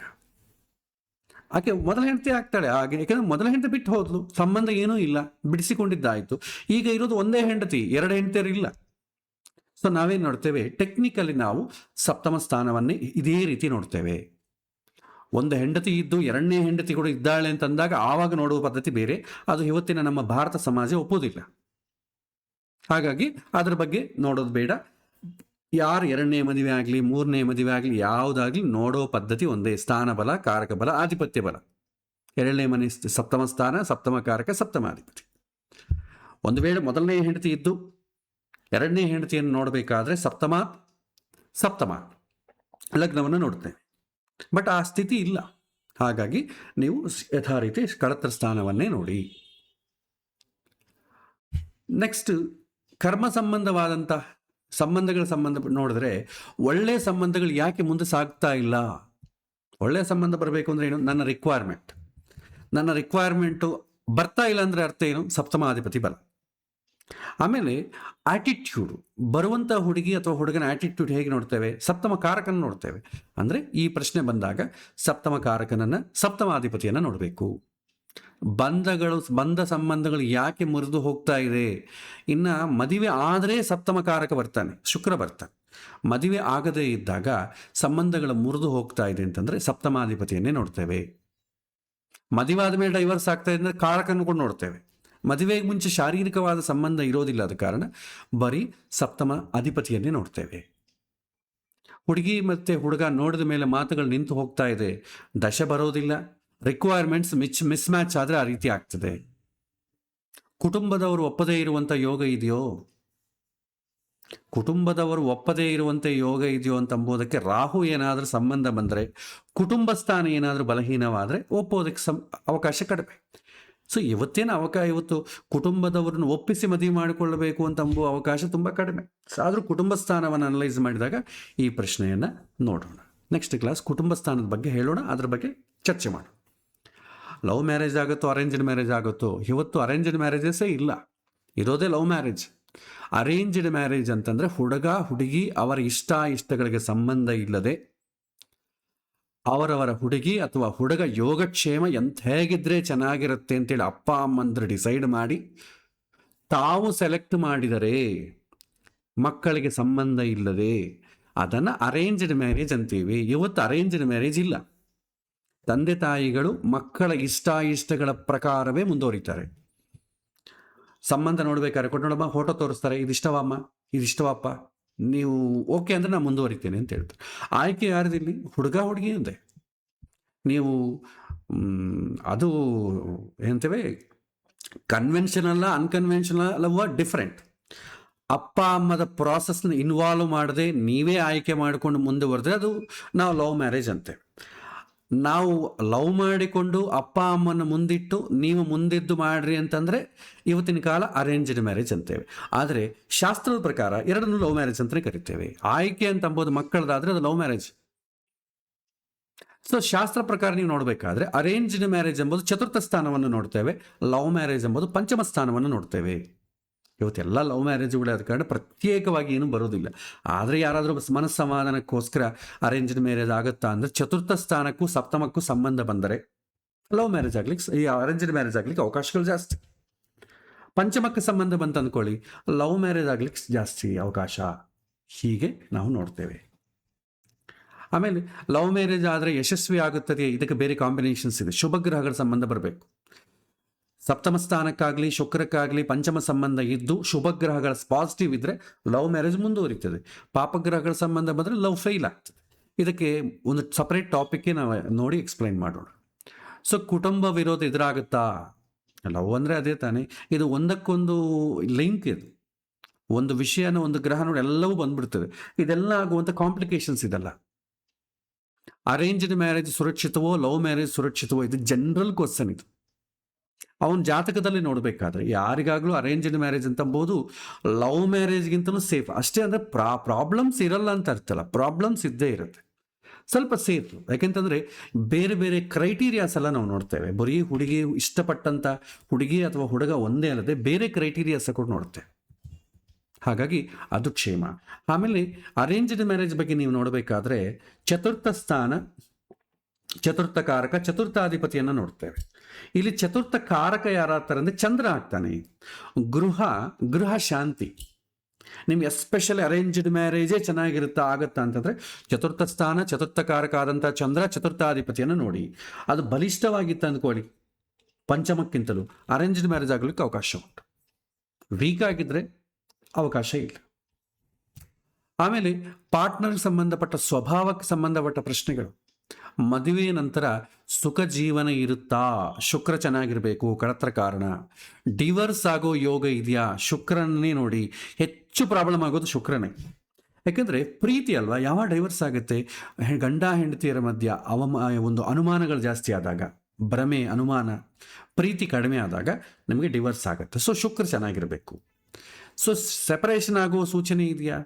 ಶುಕ್ರ ಬಲಹೀನವಾಗಿರೋದಾಗಲಿ ಅಥವಾ ಪಾಪಗ್ರಹಗಳ ಸಂಬಂಧ ಜಾಸ್ತಿ ಆಗಿದ್ದಾಗ ಅವಕಾಶ ಉಂಟು. ಆ ಸೆಪರೇಷನ್ ಕೋರ್ಟ್ ಮುಖಾಂತರ ಅಂತ ಅಂದ್ಕೋಬೇಡಿ. ಲೀಗಲ್ ಡೈವರ್ಸು ಆಗ್ಬೋದು, ಲೀಗಲ್ ಅಲ್ಲದೆ ಸೈಲೆಂಟ್ ಡೈವರ್ಸು, ಮತ್ತು ಗ್ರೇ ಡೈವರ್ಸು, ಸ್ಲೀಪ್ ಡೈವರ್ಸು, ಈ ಥರ ಭಾಳ ಇದೆಲ್ಲ, ಅದು ಕೂಡ ಆಗ್ಲಿಕ್ಕೆ ಅವಕಾಶ ಉಂಟು. ಅದು ನಿಮಗೆ ಹೊರಗೆ ಕಾಣೋದಿಲ್ಲ. ಅದು ಗಂಡ ಹೆಂಡತಿ ಯಾರಿಗೆ ಅವ್ರಿಗೆ ಗೊತ್ತಾಗ್ತದೆ. ಎರಡು ಕುಟುಂಬಗಳ ನಡುವೆ ಶಾಂತಿ ಇರ್ತದಾ? ಇದೇನು ನೋಡಬೇಕು? ಎರಡು ಕುಟುಂಬಗಳು ಚೆನ್ನಾಗಿರಬೇಕು ಅಂದರೆ ಇವರಿಬ್ಬರು ಪ್ರೀತಿ ಚೆನ್ನಾಗಿರಬೇಕು. ಸೊ ದ್ವಿತೀಯ ಸ್ಥಾನ ಚೆನ್ನಾಗಿರಬೇಕು. ಅವಾಗ ಎರಡು ಫ್ಯಾಮಿಲೀಸ್ ಚೆನ್ನಾಗಿರುತ್ತೆ. ಆಮೇಲೆ ಹಣ, ಉದ್ಯೋಗ, ಸ್ಥಿರತೆ, ಇದೆಲ್ಲ ಪ್ರಶ್ನೆಗಳೆಲ್ಲ ಮುಂದೆ ನೋಡೋಣ. ಇದು ಸ್ವಲ್ಪ ದಶಮ ಸ್ಥಾನಕ್ಕೂ ಸಂಬಂಧ ಇರುತ್ತೆ. ಮದುವೆ ನಂತರ ಹಣಕಾಸು ಸುಧಾರಣೆ ಆಗುತ್ತಾ? ಲೈಫ್ ಪಾರ್ಟ್ನರ್ ಉದ್ಯೋಗದಲ್ಲಿ ಇರ್ತಾರಾ? ಇದು ಜನರಲ್ ಕ್ವಶನ್ಸ್. ಇದಕ್ಕೆ ಸಪ್ತಮದ ಜೊತೆ ಸ್ವಲ್ಪ ದಶಮ ಸ್ಥಾನವನ್ನು ಕೂಡ ನೋಡಬೇಕಾಗತ್ತೆ. ಆಮೇಲೆ ಕುಟುಂಬ, ಜವಾಬ್ದಾರಿಗೆ ಸಂಬಂಧಪಟ್ಟ ಪ್ರಶ್ನೆಗಳು. ವಿವಾಹದ ನಂತರ ತಂದೆ ತಾಯಿಯನ್ನು ನೋಡಿಕೊಳ್ತಾರಾ? ಇದು ಕಾಲಮಾನ ಪರಿಸ್ಥಿತಿಗಳ ಪ್ರಕಾರ ನೋಡಬೇಕು. ದ್ವಿತೀಯ ಸ್ಥಾನ ಚೆನ್ನಾಗಿರಬೇಕು. ಜಾಯಿಂಟ್ ಫ್ಯಾಮಿಲಿನಲ್ಲಿ ಹೊಂದಿಕೊಳ್ಳುವ ಶಕ್ತಿ ಇದೆಯೇ? ದ್ವಿತೀಯ ಸ್ಥಾನ ಚೆನ್ನಾಗಿರಬೇಕು. ಸಪ್ತಮ ಸ್ಥಾನದ ಜೊತೆ ಅತ್ತೆ ಜೊತೆ ಸಮಸ್ಯೆಗಳೇನಾದರೂ ಬರಬಹುದಾ? ದ್ವಿತೀಯ ಸ್ಥಾನ ನೋಡ್ತೇವೆ. ಮನೆ ಬಿಟ್ಟು ದೂರ ಹೋಗೋಕೆ ಆಗ್ತದ ಮನೆಗೆ? ಯಾಕಂದರೆ ದ್ವಿತೀಯ ಸ್ಥಾನ ಚೆನ್ನಾಗಿಲ್ಲ ಅಂತಂದರೆ ಅತ್ತೆ ಮಾವನ ಜೊತೆ, ತಂದೆ ತಾಯಿ ಜೊತೆ ಒಕ್ಕೂಟ ಇರಲ್ಲ, ಅವಕಾಶ ಉಂಟಾಗ್ತದೆ. ಸಂತಾನಕ್ಕೆ ಸಂಬಂಧಪಟ್ಟ ಯೋಗ ಇದೆಯಾ? ಪಂಚಮ ಸ್ಥಾನವನ್ನು ಸ್ಪೆಷಲಿ ನೋಡ್ತೇವೆ. ಸೊ ಇಂದಿನ ಕಾಲದಲ್ಲಿ ಹೊಸ ಪ್ರಶ್ನೆಗಳೇನೆಂದರೆ inter caste, inter religion marriage ಆಗ್ತದ? ಸಪ್ರೇಟ್ ಟಾಪಿಕ್ಗೆ ಹೇಳ್ತೇನೆ. ಡೈವರ್ಸ್ ಆದಂಥ ವ್ಯಕ್ತಿಯೊಂದಿಗೆ ಮದುವೆ ಹೇಗಿರ್ತದೆ? ಇದು ಜನರಲೈಸ್ಡ್ ಕ್ವಶನ್. ಆಮೇಲೆ ಸೆಕೆಂಡ್ ಮ್ಯಾರೇಜ್ ಸೇಫ್ ಆಗಿರ್ತದ ಅಂತಂದರೆ ಅವರು ನೋಡಿಕೊಂಡಂಥ ಸೆಕೆಂಡ್ ಅಲೈನ್ಸ್ ಏನಿದೆ ಅದು ಹೊಂದಾಣಿಕೆ ಚೆನ್ನಾಗಿದ್ರೆ ಸೇಫೇ ಇರುತ್ತೆ. ಕೆರಿಯರ್ ಓರಿಯೆಂಟೆಡ್, ಉದ್ಯೋಗ ಮಾಡೋ ಹೆಂಡತಿ ಸಿಗ್ತಾಳ? ಆನ್ಲೈನ್ ಮ್ಯಾಟ್ರಿಮನಿ ಮೂಲಕ ಬಂದ ಸಂಬಂಧ ಸೂಕ್ತವೇ? ಇದು ಜಾತಕ ನೋಡಿ ಹೇಳುವಂಥ ಪ್ರಶ್ನೆ ಅಲ್ಲವೇ ಅಲ್ಲ. ಆಮೇಲೆ ಕೆಲವಿನ ಪ್ರಶ್ನೆಗಳು. ನಾನು ಒಬ್ಬನೇ ಉಳಿದುಕೊಳ್ತೇನಾ? ಮದುವೆ ಬಂದ ಬಿಟ್ಬಿಟ್ಟು ಎಲ್ಲರೂ ಬಿಟ್ಬಿಟ್ಟು ನನ್ನ ಹೆಂಡತಿ ಬಿಟ್ಟು ಹೋಗ್ತಾಳ, ನನ್ನ ಗಂಡ ಬಿಟ್ಟು ಹೋಗ್ತಾನ? ಈ ರೀತಿ ಪ್ರಶ್ನೆ. ನನ್ನಲ್ಲಿ ಏನಾದರೂ ದೋಷ ಇದೆಯೇ? ಇದು ವಿವಾಹಕ್ಕೆ ಸಂಬಂಧಪಟ್ಟದ್ದೇ. ಮದುವೆ ನನ್ನ ಜೀವನವನ್ನು ಹಾಳು ಮಾಡ್ತಾ ಇದೆಯಾ? ನಾನು ಮ್ಯಾರೇಜ್ ಲೈಫ್ ಹ್ಯಾಂಡಲ್ ಮಾಡಬಲ್ಲನ? ನನ್ನ ಸ್ವಭಾವ ಮ್ಯಾರೇಜ್ಗೆ ಹೊಂದಾಣಿಕೆ ಆಗುತ್ತಾ? ಇದು ಜಾತಕನ ಹೊಂದಾಣಿಕೆ ಮಾಡೋ ಕಾಲಕ್ಕೆ ಬರುವಂಥ ಪ್ರಶ್ನೆಗಳು. ಸೊ ಇದರಲ್ಲಿ ಇವತ್ತಿನ ಟಾಪಿಕ್ವರೆಗೂ ನಾವೇನು ನೋಡಿದ್ದೆ ಅದಕ್ಕೆ ಸಂಬಂಧಪಟ್ಟ ಪ್ರಶ್ನೆಗಳನ್ನು ನೀವು ಈ ಪ್ರಶ್ನೆಗಳನ್ನ ಆಯ್ಕೆ ಮಾಡಿಕೊಂಡು ಹೇಗೆ ನೋಡಬೇಕು ಅಂತಂಬೋದು ಪ್ರಾಕ್ಟೀಸ್ ಮಾಡ್ಬೋದು. ವಿವಾಹ ಅಂತಂಬೋದು ಪೂರ್ತಿ ಟಾಪಿಕ್ ಆದಮೇಲೆ ಈ 48 ಪ್ರಶ್ನೆಗಳಿಗೆ ಉತ್ತರ ಕೊಡಲಿಕ್ಕೆ ನೀವು ಎಲಿಜಿಬಲ್ ಆಗಿರಬೇಕು. ರೆಡಿಯಾಗಿದ್ದರೆ ನೀವು ಯಾರು ಏನು ಪ್ರಶ್ನೆ ಕೇಳಿದ್ರು ಉತ್ತರ ಕೊಡ್ಬೋದು. ಏನು ನೋಡಬೇಕು ಅಂತಂಬೋದು ಗೊತ್ತಾಗ್ತದೆ. ಸೊ ಇಷ್ಟುವರೆಗೂ ಸ್ಥಾನಬಲ, ಕಾರಕ ಬಲ, ಆಧಿಪತ್ಯ ಬಲವನ್ನು ಮಾತ್ರ ನೋಡಿದ್ವಿ.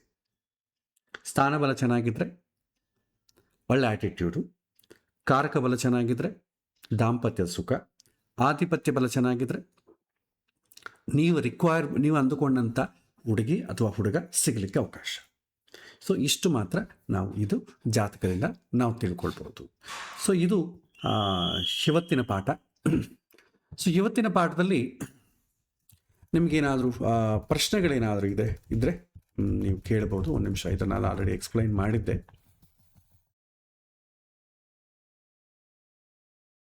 ಕ್ವಶನ್ಸ್ ಇವತ್ತಿನ ಪಾಠದಲ್ಲಿ ನೀವು ಕೇಳ. ಒಂದು ನಿಮಿಷ, ನಾನು ಅನ್ಮ್ಯೂಟ್ ಮಾಡ್ತೇನೆ.